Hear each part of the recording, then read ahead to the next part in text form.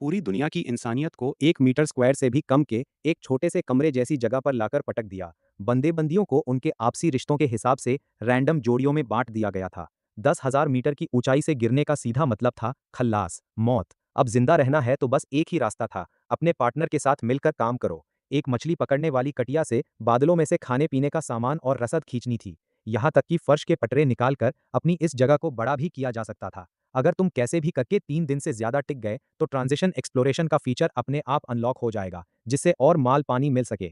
तभी सफेद लाइट चमकी और भाई मैं क्लास में हाथ में पानी का गिलास पकड़े खड़ा था। वो छोटी सी खड़ूस बर्फ की परी सेन्यू और मैं दोनों एक छोटे से बादल के टुकड़े पर प्रकट हुए। शुरू में तो हम दोनों की फटकर हाथ में आ गई। सेन्यू का पैर फिसला और वो सीधे नीचे गिरी। मुझे उसे पकड़ने का मौका तक नहीं मिला। मैं अभी ग्लानि में डूब ही रहा था कि अचानक एक और सफेद लाइट चमकी और वो लड़की कहीं से वापस मेरे सामने आ खड़ी हुई। अबे ओए फांग युआन, क्या कर रहा है बे? सेन्यू ने लैंड करते ही बोला। उसका बैलेंस बिगड़ा तो वो सीधे मेरी छाती से आ टकराई। उसका सीना मेरे हाथ से टच हो गया और उसका चेहरा एकदम लाल सुर्ख हो गया। बिना कुछ सोचे समझे उसने मुझे एक लात जड़ दी। मेरा बैलेंस भी बिगड़ गया और मैं भी सीधे फ्री फॉल में नीचे जाने लगा। लेकिन अगले ही सेकंड मैं वापस अपने उसी बादल के टुकड़े पर था। सिस्टम की वो ठंडी आवाज गूंजी, प्रोटेक्शन एक्टिवेटेड। 10 मिनट का प्रोटेक्शन पीरियड चालू है, गिरने से लाइफ कम नहीं होगी। मैंने अपने पैरों के नीचे के ब्लॉक को देखा, एकदम टुच्चा सा मिनी ब्लॉक, जिसे देखकर मेरा दिल बैठ गया। पूरी इंसानियत यहाँ पहुंच चुकी थी, रैंडम जोड़ियों में, और गिरने का मतलब था सीधा राम नाम सत्य।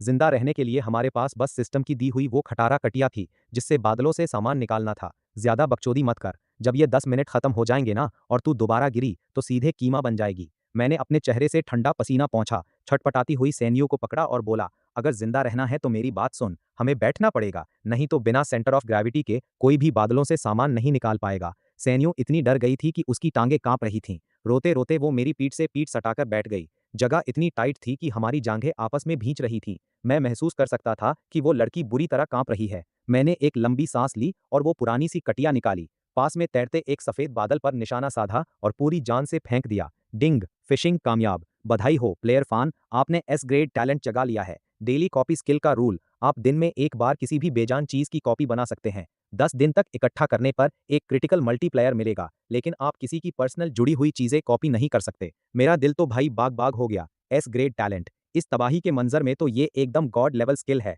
बस रोज यूज इकट्ठा करते जाओ और फ्यूचर में कोई भी रेयर सामान पालो। इसके उलट सैन्यू ने अभी तक शुरुआत भी नहीं की थी। साफ था कि उसकी अभी तक कोई ढंग की स्किल नहीं खुली थी। फांग युआन, एक बादल पास आ रहा है, मुझे ट्राई करने दे। सैन्यू ने मेरी नकल करते हुए कटिया फेंकी। करीब 10 मिनट बाद उसने अचानक अपने छोटे से हाथों से झटका मारा और एक्साइटेड होकर चिल्लाई। प्लास्टिक में लिपटा एक पीला क्रीम रोल प्लेटफॉर्म पर आ गिरा। सैन्यू ने उस रोल को देखा और भाई उसके पेट से चूहे कूदने की आवाज आई। उसने थूक गटका और बड़े संकोच से मुझे देखा। फांग युआन, क्या तू अपना टैलेंट ट्राई करना चाहता है? मुझे बहुत तेज भूख लगी है यार। मैंने उस ब्रेड पर अपनी डेली कॉपी स्किल चला दी। सफेद लाइट चमकी और एक ब्रेड के दो हो गए। मैंने एक सैन्यू को दिया और दूसरा खुद खोला। मैंने उसमें से भी आधा हिस्सा तोड़कर उसे दे दिया और बाकी आधा बचा लिया। 10,000 मीटर की इस अंधी ऊंचाई पर यह मीठा क्रीम रोल खाना ही हमारी जिंदगी थी। मैंने अपने हाथ में आधा बचा हुआ क्रीम रोल देखा और मुझे थोड़ा अजीब लगा। ये छोटी सैन्यू स्कूल में तो हमेशा मेरे पीछे पड़ी रहती थी और टीचर के सामने मेरी चुगलियां करने में 1 मिनट नहीं लगाती थी।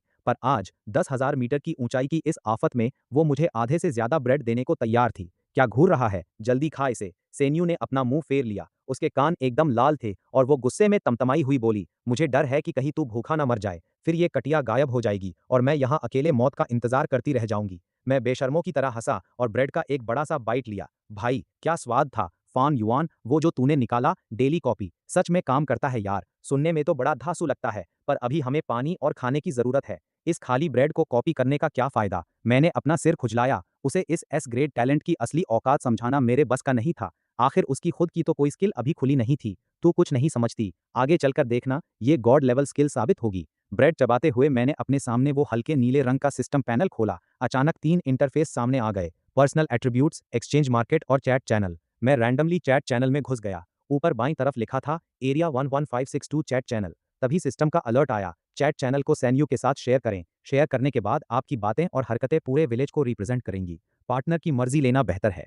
मैंने नजर उठाई और सैन्यू को देखा। वो भी अपनी वर्चुअल स्क्रीन को टकटकी लगाए देख रही थी। मैंने पूछा, शेयर करूं? हाँ कर दे, जरा देखे तो सही बाकी के कौन कौन से मनहूस यहाँ फंसे हैं। उसने सिर हिलाया। इंटरफेस पर तुरंत मैसेजेस की बाढ़ आ गई। चैट चैनल खचाखच भरा हुआ था। बचाओ भाई, चारों तरफ बस बादल ही बादल है। जमीन का नामो निशान नहीं है। कोई तो हाथ थाम लो यार, तेरी खाक मदद करूं, मैं खुद गिरने की कगार पर हूं। भाई मैं 100 किलो का तगड़ा बंदा हूं और अभी मेरा आधा हिप्स हवा में लटक रहा है। भाइयों, मेरी लेवल 1 की स्किल खुली है, रेसिस्टेंस मास्टर, जिससे भूख आधी लगती है। चलो, थोड़ा तो सॉलिड काम हुआ, मजाक नहीं है। मुझे अभी अभी मिट्टी का एक ब्लॉक मिला, मैंने उसे तुरंत अपने पैरों के नीचे सेट कर दिया। थोड़ा सा तो इलाका बढ़ा भाई, ये गेम पक्का स्काई ब्लॉक सर्वाइवल जैसा है। ये सब इन्फो देखकर मेरा दिल थोड़ा शांत हुआ। लग रहा था कि ज्यादातर लोग अभी उस बोतल को पाने और अपना इलाका बढ़ाने के चक्कर में ही थे। तभी लाओ वांग गोंग यू नाम के एक बंदे ने ऐसा मैसेज भेजा कि पूरा चैट बॉक्स ही हिल गया। अबे भाई, कसम से यकीन नहीं हो रहा, मेरी पार्टनर वो लड़की निकली जिससे मेरा पिछले 6 महीने से ऑनलाइन अफेयर चल रहा था। उसका नाम लिटिल स्वीटी था और फोटोज में एकदम मासूम परी जैसी लगती थी। पर भाई, जैसे ही मैंने यहाँ आंखें खोली, भैंस की टांग, वो 400 पाउंड 200 किलो की एक तगड़ी आंटी निकली। अब मैं गिरने से बचने के लिए बस उसकी पीठ पर लेटा हुआ हूँ। अगर उसने जरा सी भी करवट ली ना, तो मेरा पत्ता साफ है। किसको समझ आता है भाई? तुरंत ही बहुत सारे लोग उसकी बर्बादी पर खुश होने लगे। भाई शांति रख, आंटियों की डिफेंस बहुत तगड़ी होती है और क्या पता कोई 400 किलो का मॉन्स्टर आ जाए, सिर्फ उसके खाने के लिए कितने बादल गायब हो जाएंगे, वो खुद ही निपट लेगी, तू टेंशन मत ले। जब सब मजाक मस्ती कर रहे थे, तभी अचानक एक ठंडा और कड़क मैसेज आया।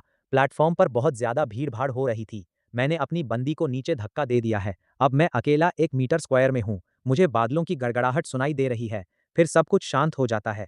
इसके बाद तो भाई गालियों की बाढ़ आ गई। साले दरिंदे, वो तेरी बंदी थी, तेरे जैसा बंदा अभी तक नीचे गिरकर मरा क्यों नहीं? मैसेज देखकर मेरे भी रोंगटे खड़े हो गए। मैंने अनजाने में ही अपने पास बैठी सैनियों की तरफ देखा। उसने अपना गला सिकोड़ लिया। उसकी आंखों में साफ साफ डर दिख रहा था। उसने अपने पैर मेरी तरफ खिसकाए। फांग युआन, तू भी मुझे नीचे धक्का देना चाहता है ना? मैंने अपनी आंखें घुमाई। अबे क्या सोच रही है तू? भले ही तू नॉर्मली बहुत पकाती है, पर तू मरने के लायक नहीं है, और वैसे भी ज्यादा चांस इस बात के हैं कि तू मुझे धक्का दे देगी। मेरी क्या मजाल जो मैं तुझे हाथ भी लगाऊं। उसी टाइम चैनल पर एक और मैसेज आया। एक पुराने प्लेयर ने कहा, भाइयों, लड़कियों को कभी मत मारना। जो हुक कटिया है वो बंदे से लिंक्ड है। अगर लड़की मर गई तो उसका हुक भी गायब हो जाएगा। तुम रोज के 10 सप्लाई सोर्स खो दोगे। मुझसे मत पूछना कि मुझे कैसे पता। मैंने अभी अभी अपने पड़ोस के उस पागल को किसी को धक्का देते देखा है और उसका दूसरा हुक उसी टाइम टूट गया। ये मैसेज देखते ही सेन्यू और मैंने दोनों ने चैन की सांस ली। ये रूल बढ़िया था भाई। कम से कम शुरू के इस तंगी वाले टाइम में ये रूल सबको एक दूसरे को जान से मारने से रोकेगा। मैंने चैट चैनल बंद कर दिया और हमारे चारों तरफ फिर से वही कब्रिस्तान जैसा सन्नाटा छा गया। बस ऊंचाई की वो ठंडी हवाएं गरज रही थीं। तभी तेज नजर वाली सेन्यू ने हमारी तरफ आते हुए एक सफेद बादल को देखा। वो बादल सीधा सेन्यू की साइड ही आ रहा था। उसने फुर्ती से हुक फेंका और पूरी श्रद्धा से अपनी आंखें बंद कर ली। पानी आ जाए, बस पानी आ जाए। डिंग, फिशिंग कामयाब। सूखी घास का एक गुच्छा मिला, फिशिंग कामयाब। गेहूं का एक बीज मिला, फिशिंग कामयाब। एक पुरानी प्लास्टिक की बोतल और एक तार का टुकड़ा मिला। हम दोनों उस घास के छोटे से गुच्छे और भूरे पीले से छोटे बीज को फटी आंखों से देखते रह गए। हम एकदम चुप हो गए। अबे इसका क्या करेंगे हम? यहाँ खेती करेंगे क्या? सेनियू की आवाज तो ऐसी हो गई जैसे वो अभी रो पड़ेगी। अगले 2 घंटे किसी टॉर्चर से कम नहीं थे। कोई दूसरा बादल तैरकर आया ही नहीं। सूरज सिर पर चढ़ चुका था, जिससे होंठ फट रहे थे। वो 1 मीटर स्क्वायर का भूरी मिट्टी का टुकड़ा धूप में पूरी तरह सूख चुका था। सेनियू और मैं पीठ से पीठ सटाकर बैठे थे। मेरे पैर एकदम सुन्न हो चुके थे, कोई फीलिंग ही नहीं बची थी। और सबसे अजीब बात ये थी कि सेनियू की जांग मेरी जांग से पूरी तरह चिपकी हुई थी। मैं फील कर पा रहा था कि वो बार बार अपनी पोजीशन चेंज कर रही थी, अपनी बॉडी को जोर जोर से हिला रही थी। फांग युआन, उसने मुझे बहुत धीरे से आवाज दी, जैसे कोई मच्छर भिनभिना रहा हो। क्या हुआ? वो, मुझे वॉशरूम जाना है। मैं तो भाई एकदम सन्न रह गया। अबे बहन, इस 1 मीटर स्क्वायर की जगह में तू कहाँ करेगी? क्या सीधे बाहर खाली हवा में? सैन्यू का चेहरा इतना लाल हो गया था कि लग रहा था अभी खून टपक पड़ेगा, और वो अपने होंठों को जोर से चबा रही थी, अपने पेट को हाथों से दबाए हुए। वो ऐसी लग रही थी कि अब उससे 1 सेकंड भी बर्दाश्त नहीं होगा। तो क्या तू लोगों से जिंदा रहने की भीख मांग रही है? कुछ ना कुछ तो दांव पर लगाना ही पड़ता है। मैंने उसे तसल्ली दी ही थी कि तभी सिस्टम की आवाज किसी लाइफ सेवर की तरह गूंजी। बादलों में फिशिंग, रैंडम ब्लॉक्स मिलेंगे जिन्हें असली मिट्टी के ब्लॉक के ऊपर, नीचे, लेफ्ट या राइट में लगाया जा सकता है। लगभग उसी टाइम दूर से एक और सफेद बादल तैरता हुआ आया। हमेशा की तरह मैंने मन में चिल्लाते हुए कटिया फेंकी, ब्लॉक, मुझे बस एक ब्लॉक दे दे भाई, नहीं तो ये लड़की इसी 1 मीटर स्क्वायर की जगह में कांड कर देगी। डिंग, फिशिंग कामयाब। एक लकड़ी का ब्लॉक मिला। मैं जोर से चिल्लाया। मैंने तुरंत सिस्टम इंटरफेस पर प्लेस लगाने का ऑप्शन चुना। एक अजीब सी सफेद लाइट चमकी। मिट्टी के ब्लॉक के ठीक राइट साइड में पीले रंग का एक लकड़ी का ब्लॉक अपने आप आ गया, जो किनारों से एकदम परफेक्ट फिट हो गया। वो पहले वाली तंग जगह तुरंत एक लंबे 2 मीटर स्क्वायर के प्लेटफॉर्म में बदल गई। सैन्यू ने जैसे ही वो एक्स्ट्रा जगह देखी, उसकी आंखों में आंसू आ गए। जगह बड़ी हो गई, फाइनली बड़ी हो गई। वो जल्दी से उठी, उस लकड़ी के ब्लॉक की तरफ गई और मेरी तरफ पीठ करके खड़ी हो गई। उसकी आवाज कांप रही थी। फांग युआन, अगर तूने मुझे 1 सेकंड के लिए भी देखने की हिम्मत की ना, तो मैं तेरी आंखें निकाल लूंगी। मैंने तुरंत अपना मुंह फेर लिया और बादलों के उस गहरे समंदर को देखते हुए मन में रटने लगा, नहीं देखना भाई, नहीं देखना। थोड़ी ही देर में पीछे से उसकी रुक रुक कर आती सांसों के साथ पानी की बूंदों के गिरने की आवाज आने लगी। अपनी इस नेचुरल नीड को पूरा करने के बाद सैन्यू पूरी तरह से थक चुकी थी। वो उस लकड़ी के पटरे पर ही ढह गई। मैंने भी लगे हाथ दूसरी साइड जाकर अपना काम निपटा लिया और प्लेटफॉर्म एकदम साफ हो गया। लेकिन मुसीबत अभी टली नहीं थी। पानी नहीं था, अभी भी पानी का नामो निशान नहीं था। मैंने अपने सूखे होंठों पर जबान फेरी और एक्सचेंज मार्केट खोला।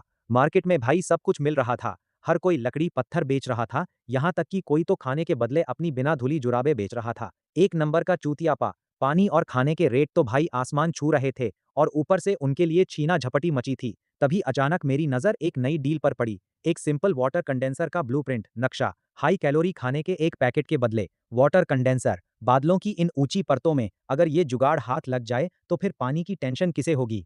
मैंने अपने सिस्टम वाले बैग में बचे हुए उस थोड़े से क्रीम रोल को देखा। ये वही राशन था जो सेन यू ने मेरे लिए छोड़ा था। मैंने अपने दांत भींचे। मैंने हिम्मत की और सीधे एक्सचेंज पर क्लिक कर दिया। एक सुनहरी लाइट चमकी और एक पुराना सा कागज का रोल मेरे हाथों में आ गिरा। सेन यू अपनी आंखें बड़ी बड़ी करके मेरे पास आई। तू पागल है क्या? वो हमारा आखिरी ब्रेड था। इस पुराने रद्दी कागज के लिए उसे क्यों दे दिया? मेरा दिल 1000 की स्पीड से धड़क रहा था। मैंने मन ही मन अपनी स्किल को एक्टिवेट करते हुए कहा, daily copy, target simple water condenser का ब्लूप्रिंट। Confirm copy confirm. एक जोरदार लाइट चमकी जिसे सिर्फ मैं देख सकता था। मेरे हाथ में जो कागज का रोल था वो गायब हो गया और उसकी जगह बिल्कुल एक जैसे दो रोल आ गए। मैंने उनमें से एक को तुरंत एक्सचेंज मार्केट पर दोबारा डाल दिया और प्राइस सेट किया। बदले में हाई कैलोरी खाने के 2 पैकेट चाहिए। ये सब करने के बाद मैंने अपने माथे का पसीना पोंछा और सेनियू से मजाक करते हुए बोला, देख रही है, इसे कहते हैं रिसोर्स रिसाइकलिंग, माल का सही इस्तेमाल। अभी 5 मिनट भी नहीं हुए थे कि सिस्टम की घंटियां दनादन बजने लगी। जो रोल मैंने अभी अभी डाला था उसे किसी ने हाथों हाथ खरीद लिया और मेरे बैग में ब्रेड के 2 पैकेट आ गए, जिन्हें डिब्बाबंद मीट से भी बदला जा सकता था। ये देखकर सेनियू तो भाई हक्की बक्की रह गई। तू सच में कॉपी कर सकता है भाई, गजब, एकदम अनबिलीवेबल। मैंने चौड़े होकर एक स्माइल दी और अपने हाथ वाले ब्लूप्रिंट को देखकर उस बिखरे हुए थोड़े बहुत सामान से जो मुझे अभी मिला था, प्लेटफॉर्म के कोने में एक देसी सा जुगाड़ सेट कर दिया। ये बेसिकली एक कीप जैसा ढांचा था,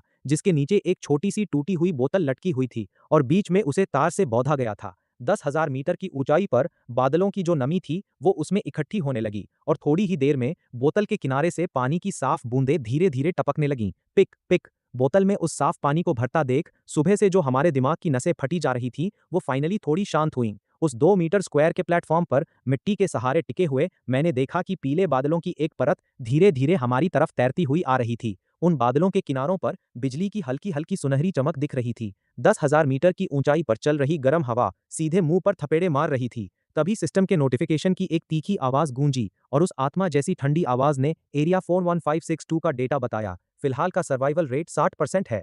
क्योंकि इस एरिया में मरने वालों का आंकड़ा बहुत ज्यादा नहीं है, इसलिए नए खिलाड़ियों को फेज वाइज रिवॉर्ड्स दिए जा रहे हैं। बचे हुए सभी दस्तों को रैंडमली 5 ब्लॉक्स और बेसिक सर्वाइवल ब्लूप्रिंट का एक पैकेट दिया जाता है। अपने इन्वेंट्री में चेक करें। मैं जैसे ही मुड़ा और उठने लगा, मेरी पीठ पर टिकी सो रही सेन्यू लगभग गिरने ही वाली थी। अरे फॉन्ग युआन, क्या कर रहा है यार? सेन्यू ने अपनी नींद से भरी आंखें मलते हुए मुझे गुस्से में देखा। मैंने उसकी तरफ ध्यान नहीं दिया और सीधे इन्वेंट्री खोली, जहां ब्लॉक्स के आइकन्स की एक पूरी लाइन हल्की हल्की चमक रही थी। मिट्टी का ब्लॉक 1, लकड़ी का ब्लॉक 1, जिससे 10 यूनिट लकड़ी मिल सकती थी, सोने का ब्लॉक 1, जिससे 10 यूनिट सोना मिल सकता था, जेड का ब्लॉक 1, जिससे 10 यूनिट जेड मिल सकता था, और पत्थर का ब्लॉक 1, जिससे 10 यूनिट पत्थर मिल सकता था। अच्छा, तो ये है वो मशहूर तंदूरी चिकन रिवॉर्ड जो 40% लोगों की बलि चढ़ने के बाद मिला है। हाथ में आए तो बस ये गिने चुने ब्लॉक्स। इस गेम की बेरहमी देखकर भाई मेरी रीढ़ की हड्डी में सिहरन दौड़ गई। अब रोना मत रो, ये देख, अपनी जमीन बड़ी होने वाली है, मैंने उसे इन्वेंट्री दिखाते हुए कहा। सेनियो की आंखें तो भाई तुरंत चमक उठी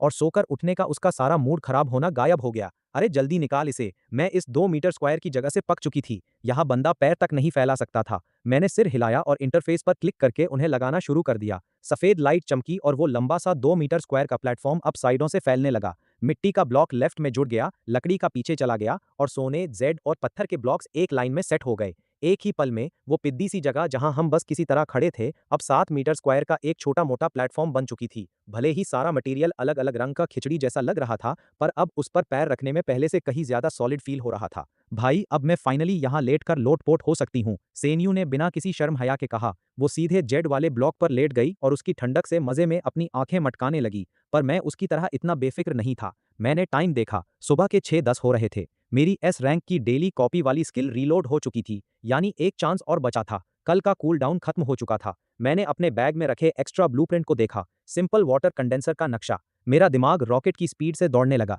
daily copy, target simple water condenser का ब्लूप्रिंट, कॉपी कामयाब। मेरे हाथ में एक और ब्लूप्रिंट आ गया। मैंने सीधे उस कॉपीड ब्लूप्रिंट को मार्केट पर टांग दिया और साथ में एक तगड़ी सी लाइन चिपका दी, life saver offer. Water condenser का नक्शा, रोज मुफ्त में पाओ 1000 ml एकदम प्योर पानी, प्यास से मरने का डर हमेशा के लिए खत्म। बदले में मुझे बस एक सिंथेसिस मटेरियल्स का सेट और एक एनर्जी क्रिस्टल चाहिए। जो लेट हुआ वो पछताएगा। भाई इसे पोस्ट करते ही मार्केट का पर्सनल चैट बॉक्स एकदम ब्लास्ट हो गया। गुरुजी प्लीज ये मेरे साथ एक्सचेंज कर लो। मैं और मेरी बहन एक दिन से बिना पानी के हैं। हमारे होठ फट चुके हैं और खून निकल रहा है। मेरे पास 100 यूनिट लकड़ी है, ऊपर वाले से बदल लो। अबे चल निकल यहाँ से। गुरुजी ने साफ बोला है कि उन्हें मटेरियल और एनर्जी क्रिस्टल चाहिए। तेरे पास है क्या वो? मैंने बहुत नाप तोल कर एक एक करके मैसेजेस चेक किए। तभी अचानक पाओशेन नाम की एक आईडी ने मेरा ध्यान खींचा। गुरुजी मेरे पास एनर्जी क्रिस्टल तो है, पर उतने मटेरियल्स और क्रिस्टल्स नहीं हैं जितने आप मांग रहे हो।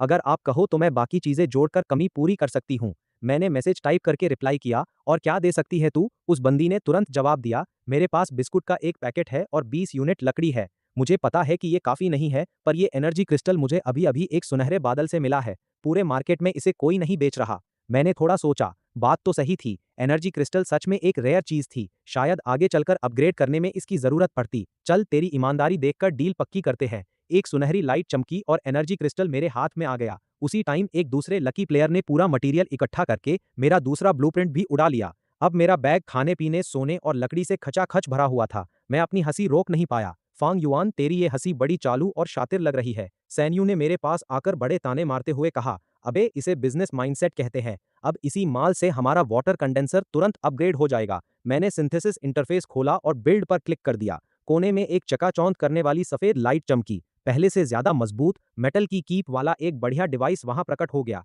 सिंपल वाटर कंडेंसर चालू हो चुका है। उम्मीद है कि ये हर घंटे 100 ml पानी देगा। भाई अपनी छोटी सी जिंदगी अब पटरी पर आ रही है, सैन्यू ने पानी की गिरती बूंदों को देखते हुए कहा। उसने एक्साइटेड होकर मेरा हाथ पकड़ लिया। अपनी बाह पर उसका वो सॉफ्ट टच महसूस करके भाई मेरा चेहरा लाल हो गया। मैंने 2 बार खांसकर उसका हाथ थोड़ा अलग किया। ज्यादा खुश मत हो, जरा सिस्टम का अलर्ट तो देख। हुआ यही था भाई, ग्लोबल अनाउंसमेंट दोबारा गूंज उठी थी। जब इस एरिया में लोगों की संख्या घटकर 50 करशम रह जाएगी तो सप्लाई वाले बादलों और ब्लॉक्स वाले बादलों के आने के चांस बहुत ज्यादा बढ़ जाएंगे। उसी के साथ एट्रीब्यूट वाले बादल, मॉन्स्टर्स, राक्षसों वाले बादल, जंगली जानवरों वाले बादल और दूसरे नए टाइप्स भी इस लिस्ट में शामिल हो जाएंगे। नए खिलाड़ियों का वो प्रोटेक्शन पीरियड अब खत्म होने वाला था। हवा में अचानक एक अजीब सा तनाव फैल गया। भाई पहले तो हमें बस नीचे गिरने से बचना था, पर अब तो यहाँ सीधे मॉन्स्टर्स आने वाले थे। लो भाई, एट्रीब्यूट गुण वाला बादल आ गया। सैन्यू ने दूर तैरते हुए एक बादल की तरफ इशारा किया। वो एक बड़ा सा नीले रंग का बादल था। हम दोनों ने एक साथ अपनी अपनी कटिया फेंक दी। डिंग, फिशिंग कामयाब। आपको मिला अटैक एट्रीब्यूट +1, हमले की ताकत में 1 पॉइंट की बढ़ोतरी। मैंने लगे हाथ अपना एट्रीब्यूट पैनल खोलकर चेक किया।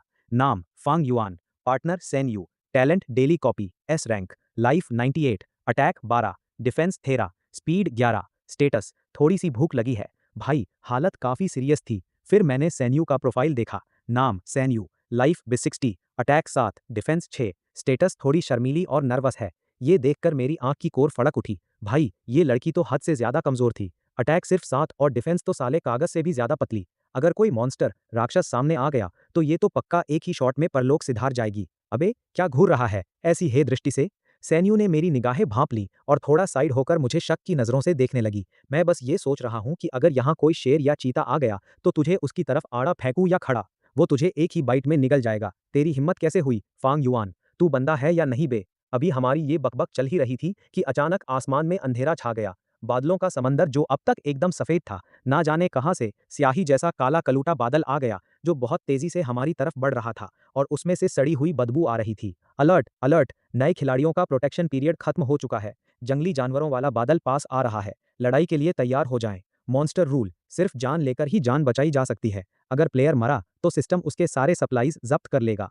सैन्यू डर के मारे एकदम पीली पड़ गई। उसने कांपती आवाज में मेरे कपड़े पकड़ लिए। फांग युआन, सच में मॉन्स्टर्स आ गए यार, अब क्या करें? मेरी तो अभी तक कोई सेटिंग भी नहीं हुई। मैं मरना नहीं चाहती यार। अबे ओए, रोना बंद कर और अपनी कटिया पकड़।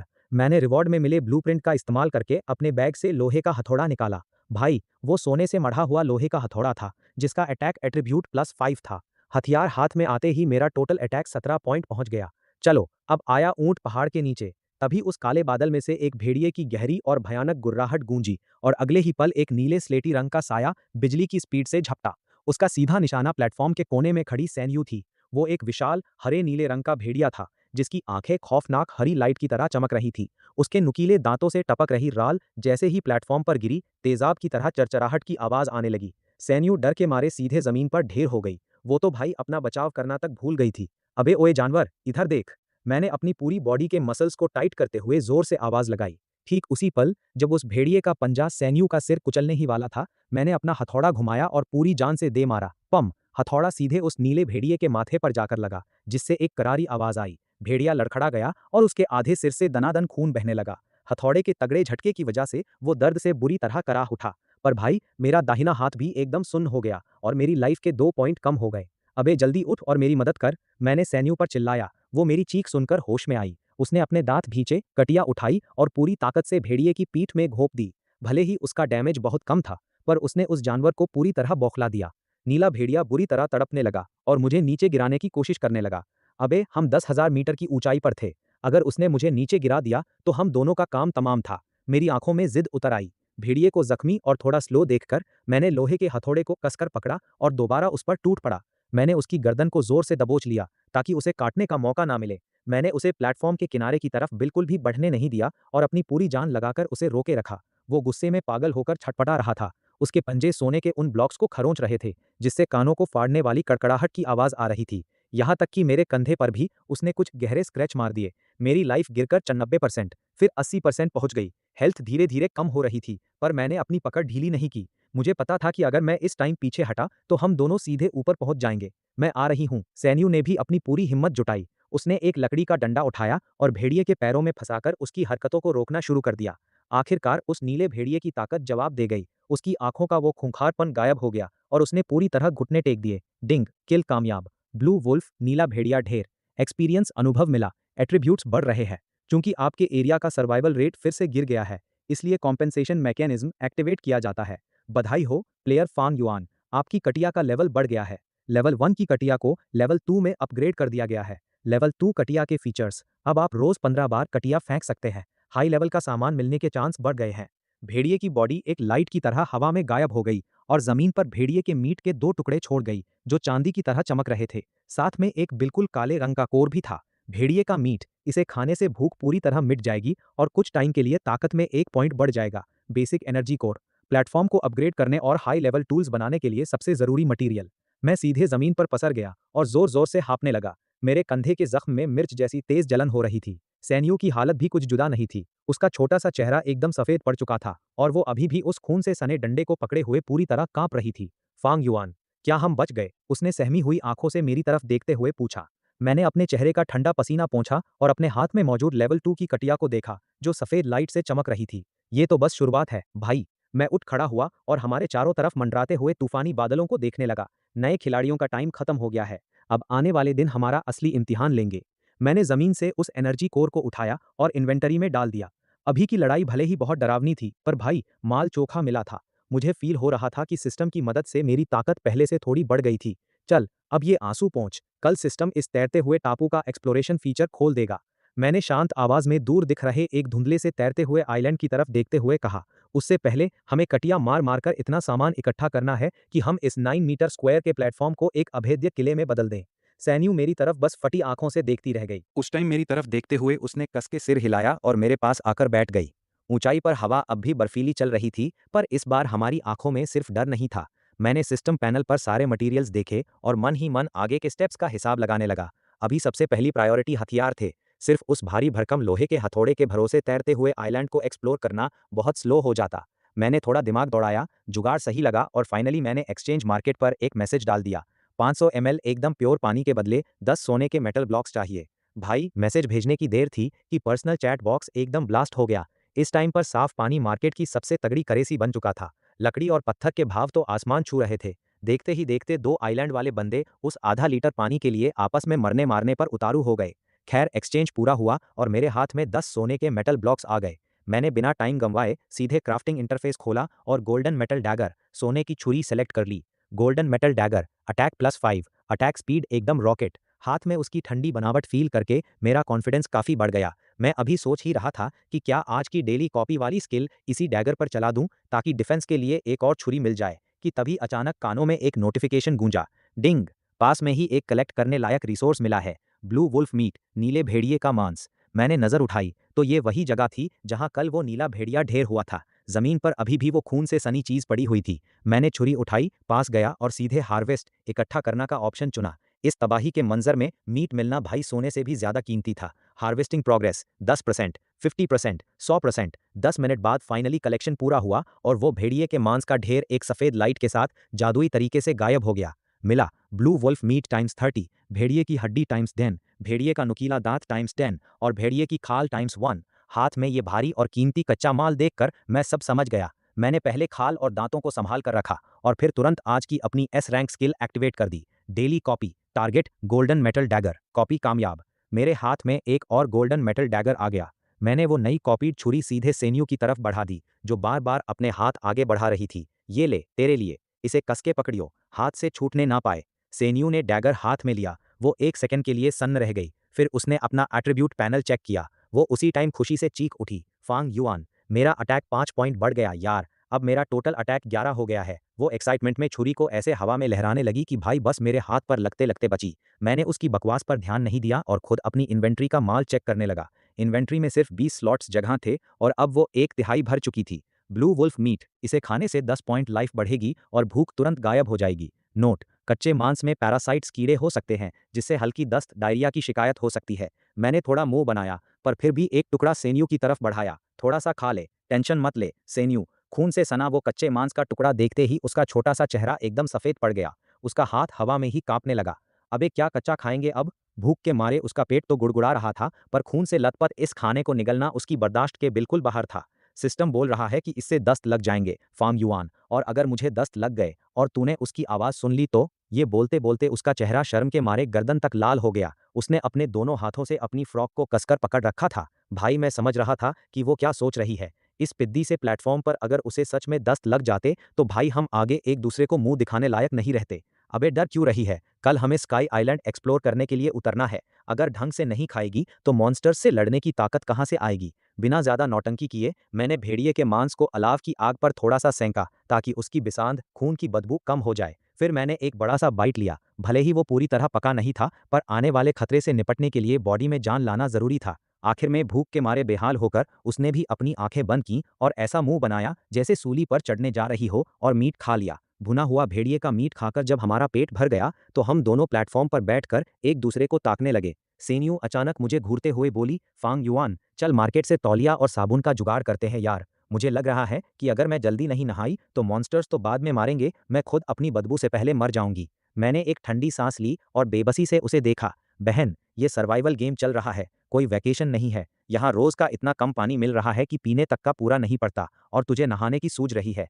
सैन्यू ने मायूस होकर अपना सिर झुका लिया और फिर कुछ नहीं बोली। हवा में अब पसीने और खून की एक हल्की सी गंध तैर रही थी। अगला दिन आया, चौथा दिन। आसमान एकदम मटमैला सा था। हम दोनों प्लेटफॉर्म के कोने में बैठे थे। दोनों के हाथ में कच्चे मांस का टुकड़ा था और चेहरे एकदम उतरे हुए थे। फार्म युआन, नाश्ते में भी ये कच्चा माल ही चबाना पड़ेगा क्या? तो और क्या करूं? पिछले 2 घंटे से लकड़ी रगड़ रगड़ कर देख ली, आग की एक चिंगारी तक नहीं निकली। मैं भी अंदर से पूरा फ्रस्ट्रेट हो चुका था। चैट पर लोग कह रहे थे कि अगर पका हुआ खाना चाहिए तो या तो कुछ तोड़कर ढूंढो या फिर भट्टी का ब्लूप्रिंट लाओ। भट्टी बनाने के लिए 10 सामग्रियां और एक एनर्जी क्रिस्टल चाहिए था। मटेरियल तो चलो मिल जाता, पर भाई मार्केट में उस ब्लूप्रिंट के रेट इस टाइम आसमान छू रहे थे। हम अभी उल्टी रोकने की कोशिश करते हुए किसी तरह अपना नाश्ता खत्म ही कर रहे थे कि अचानक आसमान में एक बहुत बड़ा अनाउंसमेंट गूंजा। सभी खिलाड़ियों को 3 दिन तक जिंदा रहने की बहुत बहुत बधाई। नए खिलाड़ियों का प्रोटेक्शन पीरियड अब पूरी तरह खत्म हो चुका है। आज से फ्लोटिंग आइलैंड एक्सप्लोरेशन का फीचर एक्टिवेट किया जा रहा है। अब सभी प्लेयर्स का ब्लॉक प्लेटफॉर्म बिना किसी नियम के हवा में तैरने लगेगा। अलग अलग रिसोर्सेज वाले तैरते हुए आइलैंड्स हवा में प्रकट होंगे। कृपया उन पर लैंड करने के लिए तैयार हो जाएं। कुछ ज़रूरी बातें नोट कर लो भाई। पहली बात, तैरते हुए आइलैंड्स अलग अलग साइज के होंगे जिनमें माल पानी रिसोर्सेज के साथ साथ तगड़े खतरे भी होंगे। दूसरी बात, जब आपका ब्लॉक प्लेटफॉर्म किसी तैरते हुए आइलैंड के पास पहुंचेगा तो वहां रुकने का टाइम आइलैंड के साइज के हिसाब से अलग अलग होगा। तीसरी बात, भाई प्लेटफॉर्म के रवाना होने से पहले हर हाल में वापस आ जाना। अगर टाइम पर वापस नहीं आए तो वो फ्लोटिंग आइलैंड एकदम फ्रीज जम हो जाएगा और प्लेयर सीधा नीचे पाताल में गिरेगा। और हाँ, अगर आइलैंड पर ज्यादा देर बकचोदी काटी तो बहुत ही भयानक कांड हो जाएगा। बाकी गुड लक भाइयों, जैसे भी हो जिंदा बचो। अनाउंसमेंट खत्म होते ही भाई पैरों के नीचे का प्लेटफॉर्म इतनी जोर से हिला कि पूछ मत। कसम से वो एकदम रॉकेट की स्पीड से भागने लगा। अब हुआ क्या कि सैन्यू किनारे के बहुत पास खड़ी थी। उसका बैलेंस बिगड़ा और वो चिल्लाती हुई सीधे बादलों के समंदर में नीचे गिरी। भाई मेरी तो धड़कन ही रुक गई। मैंने फुर्ती से अपनी बॉडी आगे स्ट्रेच की और लपक कर उसकी कलाई पकड़ ली। इधर आ साले, मैंने मन ही मन जोर लगाया, अपने डोले खींचे और उसे एक झटके में वापस खींचकर अपनी छाती से चिपका लिया। वो डर के मारे मेरे गले से ऐसे लिपट गई जैसे कोई छोटा बच्चा हो और थोड़ी देर तक तो भाई थर थर कांपती रही। हम दोनों में से कोई कुछ नहीं बोला। माहौल इतना अजीब और ऑकवर्ड हो गया था कि मैंने फटाफट उसे खुद से दूर किया। मैंने 2 बार खांस कर माहौल हल्का किया, चल अब तमीज से बैठ जा। बादल तैरते हुए पास आ रहे थे। हम दोनों बड़े तालमेल के साथ वापस सेंटर में बैठ गए और जैसे ही प्लेटफॉर्म आगे फिसला हमने अंधाधुंध कटिया फेंकनी शुरू कर दी ताकि कुछ रसद पानी हाथ लग सके। भाई किस्मत ने पूरा साथ दिया। हमें 10 मटेरियल्स और भुने हुए मीट के 3 लंच बॉक्स बेंटो मिल गए। उस लंच बॉक्स को देखकर मेरे मुंह में पानी आ गया, पर मैंने अपने जज्बातों पर काबू रखा। एक डिब्बा सैनियों को दिया और बाकी दोनों दोपहर के लिए संभाल कर रख लिए। इसके बाद मैंने फिशिंग करके लकड़ी के कुछ पटरे और पत्थर के ब्लॉक्स निकाले। मैंने उन ब्लॉक्स को एक एक करके सेट किया और हमारा प्लेटफॉर्म फाइनली बढ़कर 4x4 का हो गया। टोटल 16 मीटर स्क्वायर की जगह। अब लग रहा था कि हाँ, कोई ढंग की जगह है। ठीक उसी टाइम सामने एकदम चटक हरा रंग दिखाई दिया। भाई वो असली जमीन थी। हम उसके बिल्कुल सामने पहुंच चुके थे। गुप्त खजाना, हरी बेलों वाला आइलैंड। आइलैंड का एरिया 102,539 मीटर स्क्वायर। रुकने का टाइम 5 घंटे। उल्टी गिनती 0 होने से पहले प्लेटफॉर्म पर वापस आना लाजमी है, वरना ये आइलैंड ताश के पत्तों की तरह बिखर जाएगा। जैसे जैसे प्लेटफॉर्म पास आ रहा था मुझे नारियल के घने पेड़ और हर तरफ फैली हुई बेलें साफ दिखाई दे रही थीं।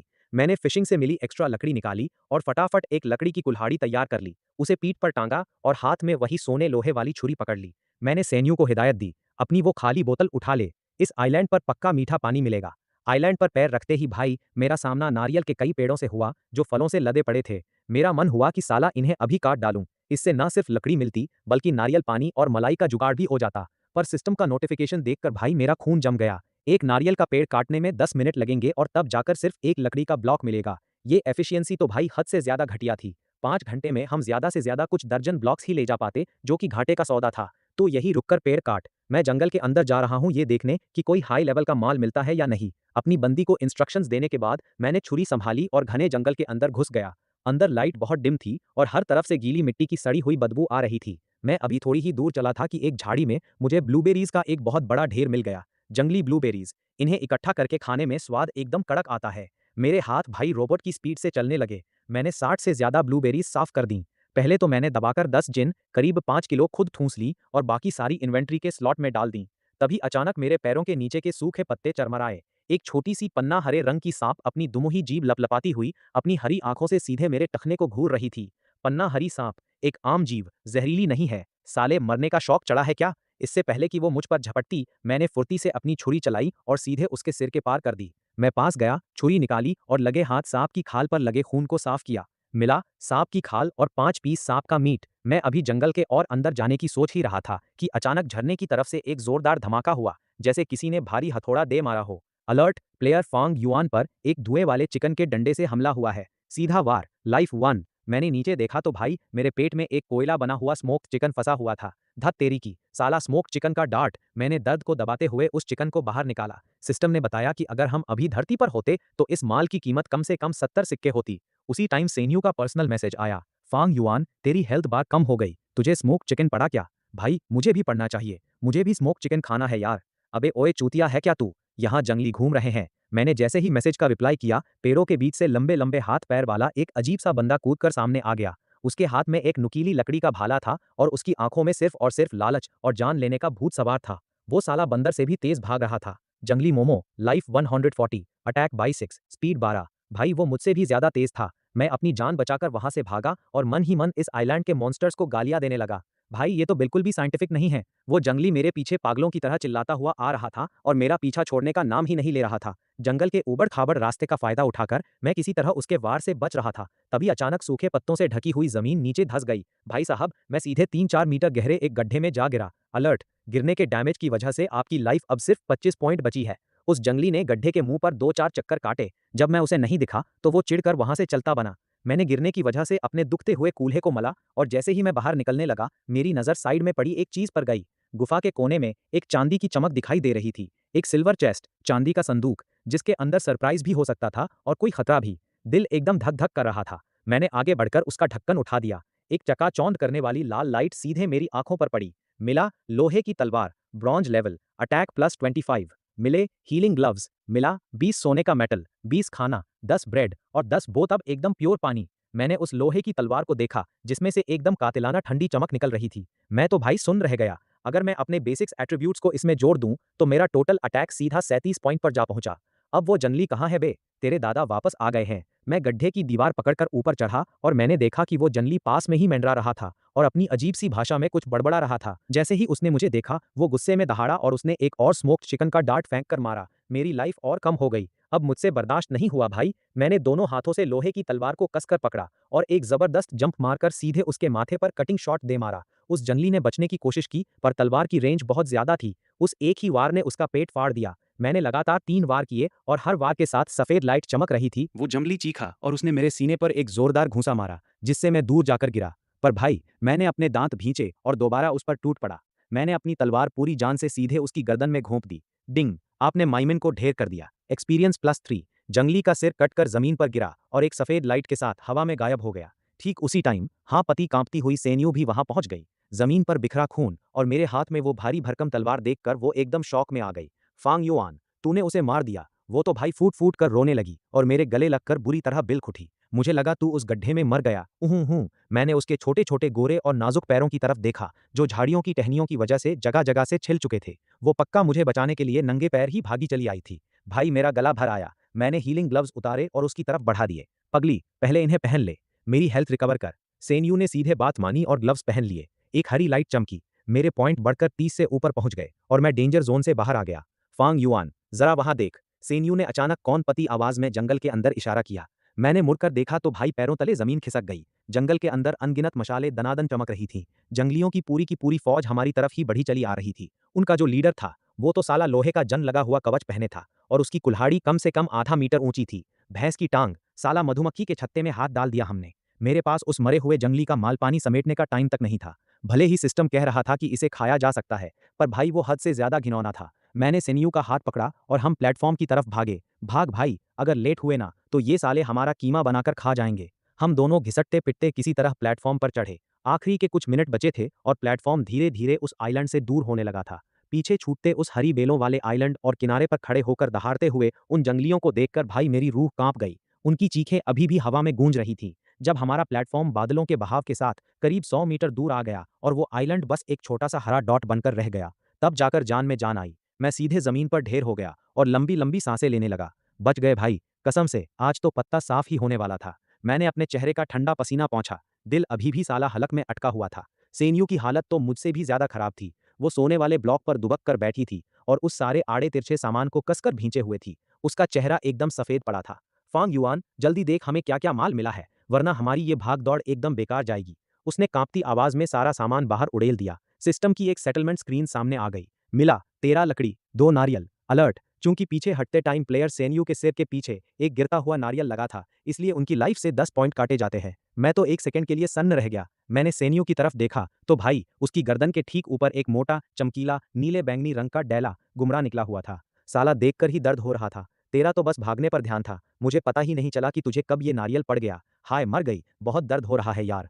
फांग युआन, ऐसे खड़े खड़े मुंह क्या देख रहा है, मुझे टच करना जल्दी। सेनयू दर्द के मारे रोए जा रही थी और अपना सिर पकड़कर चिल्ला रही थी। मैंने अपना मुंह टेढ़ा किया। अबे बहन, जरा जुबान संभाल। मुझे टच कर का क्या मतलब है बे? अबे मेरा मतलब है कि वो हीलिंग ग्लव पहनकर मुझे टच कर। ये गुमड़ा अभी ब्लास्ट हो जाएगा।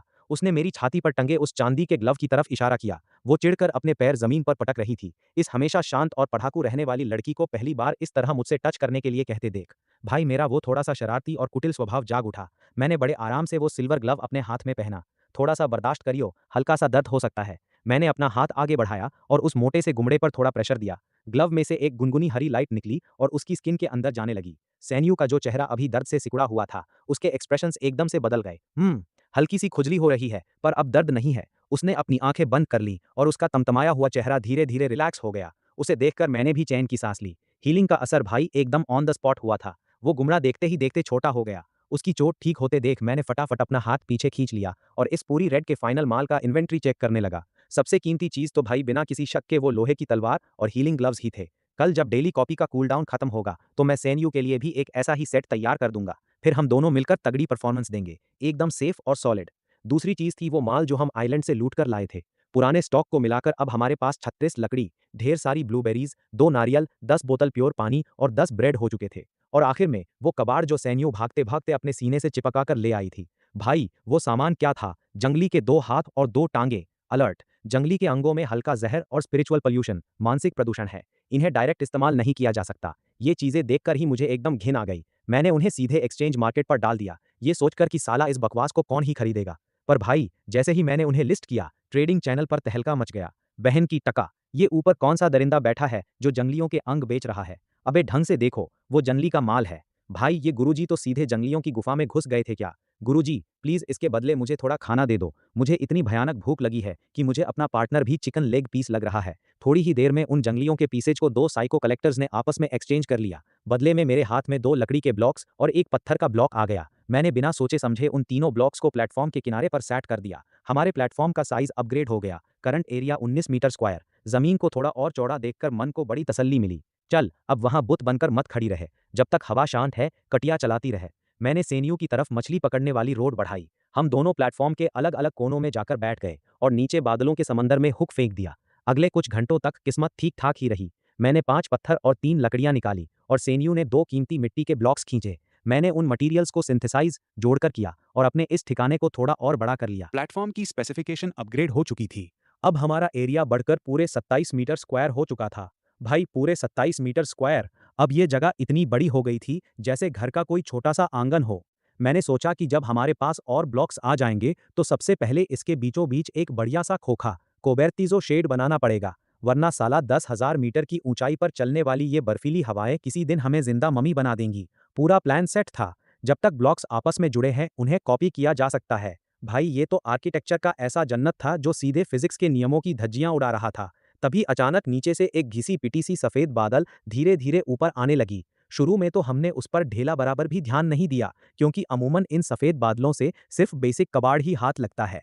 पर भाई जैसे ही सैन्यू का कौंटा उस शांत बादलों के ढेर में अंदर गया, अचानक साला एक ऐसा चकाचौंध कर देने वाला ब्लास्ट हुआ कि पूछो मत। उस लाइट के आगे आंखें खोलना भी नामुमकिन हो गया था। ऐसा लग रहा था जैसे बादल के अंदर चौथा सूरज निकल आया हो। डिंग, रीजनल अनाउंसमेंट। प्लेयर सेन्यू को मछली पकड़ते हुए इकलौता 3S लेवल का talent block duplication. Block duplication मिलने पर बहुत बहुत बधाई। भाई कसम से मैं तो एकदम हक्का बक्का रह गया। मेरे हाथ से साला कांटा बादलों के समंदर में गिरते गिरते बचा। अबे 3S लेवल, यहाँ मैं साला खून पसीना एक करके मॉन्स्टर्स को काटकर और चेस्ट खोलकर मुश्किल से एक S रैंक की कॉपी स्किल ला पाया था, और इस बंदी ने साले एक ही झटके में सीधा 3S मार दिया। टैलेंट की डिटेल, ब्लॉक डुप्लीकेशन। ये प्लेटफॉर्म पर रखे सभी ब्लॉक्स, चाहे वो लकड़ी, लोहा या पत्थर के हों, को अपने आप एक नेचुरल इकोसिस्टम में बदल सकता है। इसमें उपजाऊ मिट्टी, पानी के सोर्स और हरी घास शामिल है, जो एक परफेक्ट इकोलॉजिकल साइकिल तैयार करते हैं। सैनयू भी भाई एकदम सन्न रह गई। उसने आदतन अपना छोटा सा हाथ आगे बढ़ाया और पैरों के नीचे के ब्लॉक्स पर हवा में ही प्रेशर दिया। रीऑर्गेनाइज। उसके हाथ से एक कड़क हरी लाइट निकली जिसने पलक झपकते ही पूरे 27 मीटर स्क्वायर के प्लेटफॉर्म को कवर कर लिया। वो जो लोहे के ठंडे और बेजान खंभे और लकड़ियां थीं, वो कुछ ही सेकंड्स में एकदम सॉफ्ट हो गईं। उनका पूरा ढांचा बदला और फाइनली वो एक उपजाऊ, ढीली और काली मिट्टी में बदल गईं। देखते ही देखते हरी हरी घास के अंकुर फूटने लगे, एक पत्थर का ब्लॉक नीचे धंसा और वहां से चमचमाता हुआ पानी का चश्मा फूट पड़ा। भाई दनादन पानी बाहर आने लगा था। हाँ भाई, ये हमारा ही प्लेटफॉर्म था। सेनियू ने जैसे ही ये नज़ारा देखा, वो खुशी के मारे चीख उठी। उसने तुरंत अपने जूते उतारे और उस मखमली घास पर पागलों की तरह दौड़ने लगी। मैं खुद भौचक्का खड़ा था। अबे ये सर्वाइवल प्लेटफॉर्म कम एक चलता फिरता नखलिस्तान, ओएसिस ज्यादा लग रहा था। अगर इसी हिसाब से हमें और ब्लॉक्स मिलते रहे तो सेनियू साली इस आसमान की ऊंचाई पर ही एक नई धरती खड़ी कर देगी। अब से हमारे पास ना सिर्फ पीने के पानी की भरमार होगी, बल्कि हम अनाज उगा सकते हैं, मुर्गे मुर्गियां पाल सकते हैं और यहाँ तक कि नदियाँ और झीलें भी बना सकते हैं। मैं अभी मन ही मन एक तगड़ा जमींदार बनने के सपने देख ही रहा था कि अचानक कानों में एक बहुत ही अजीब आवाज पड़ी। इतनी ऊंचाई के सन्नाटे में किसी मोटर के वाइब्रेशन की आवाज, भाई बहुत ही चुभने वाली थी। मेरी आंखें तुरंत ठंडी हो गईं। मैंने एक झटके में जंप मारी और मेरी पीठ पर टंगी उस लाल चटक लोहे की तलवार के दस्तेंटी पर मेरा हाथ पहुंच गया। सेन्यू, बकचोदी बंद कर, कुछ आ रहा है हमारी तरफ। दूर के बादलों को चीरती हुई एक बहुत बड़ी परछाई हमारी तरफ रॉकेट की स्पीड से बढ़ी चली आ रही थी। वो करीब 20 मीटर स्क्वायर का एक प्लेटफॉर्म था जिस पर अजीब अजीब रंगों के लकड़ी के पटरे ठुके हुए थे। सबसे अजीब बात यह थी कि उस प्लेटफॉर्म के आगे वाले हिस्से पर प्लास्टिक का एक स्टीयरिंग व्हील लगाकर एक देसी जुगाड़ वाला कंट्रोल रूम बना रखा था। उस प्लेटफॉर्म पर दो तगड़े लौंडे खड़े थे जिनके चेहरे नीले पड़े हुए थे और शक्ले से ही वो पूरे डकैत लग रहे थे। देखकर ही पता चल रहा था कि साले शरीफ तो कतई नहीं है। उनका जो लीडर था वो एक पुराने लंबे बेंच पर बैठा हुआ दोनों हाथों से स्टीयरिंग व्हील को भींचे था। एक्साइटमेंट के मारे उसका नीला चेहरा और टेढ़ा हो गया। ओए बड़े भाई, देख वहां साला बना बनाया आइलैंड खड़ा है और अबे उस पर तो घास भी उगी हुई है। ये तो कतई गॉड लेवल माल है यार। ये बोलने वाला पीछे खड़ा एक सूखा सा लौंडा था। उसके हाथ में खून से सना हुआ लोहे का गेंती पीको था। होठों पर घटिया क्वालिटी की लिपस्टिक थप रखी थी और वो सेन्यू की पीठ को देखकर साला लार टपका रहा था। इन दोनों नमूनों में से बड़े का नाम था लियू निंग चैन और छोटे का नाम था लियू निंग जू। भाई अजूबा सुन लो, शुरुआती रूल्स के हिसाब से एक लड़का और एक लड़की का पेयर होना जरूरी था, पर ये दोनों सगे भाई एक साथ पेयर हो गए। वो इसलिए क्योंकि इस छोटे वाले लियू निंग जू ने 6 महीने पहले थाईलैंड जाकर पूरा जेंडर चेंज का ऑपरेशन करा लिया था और सिस्टम ने इसे साला लड़की मान लिया। अबे ओए छोटे, मुंह बंद रख। उस लड़की की फिगर देख, कसम से एकदम टॉप क्लास है। लौंडे को उठाकर पानी में फेंकते हैं ताकि मछलियां खाएं और बंदी को तेरी लुगाई बना देंगे। लियू निंगचैन ने एक्सीलेटर पर पूरा पैर दबा दिया। पता नहीं साला ये क्या मैकेनिज्म था, पर उनके प्लेटफॉर्म की स्पीड एकदम से बुलेट की तरह बढ़ गई। अलर्ट, एक दुश्मन टीम का सामना हुआ है। दुश्मन के पास बी ग्रेड का talent block driving cube driving है। उस पास आते हुए डाकू वाले जहाज को देखकर भाई मेरे अंदर का खून एकदम खौल उठा। ये साले इस ड्राइविंग टैलेंट का इस्तेमाल करके बादलों के इस समंदर में हर तरफ लूटपाट और कत्लेआम मचाते घूम रहे थे।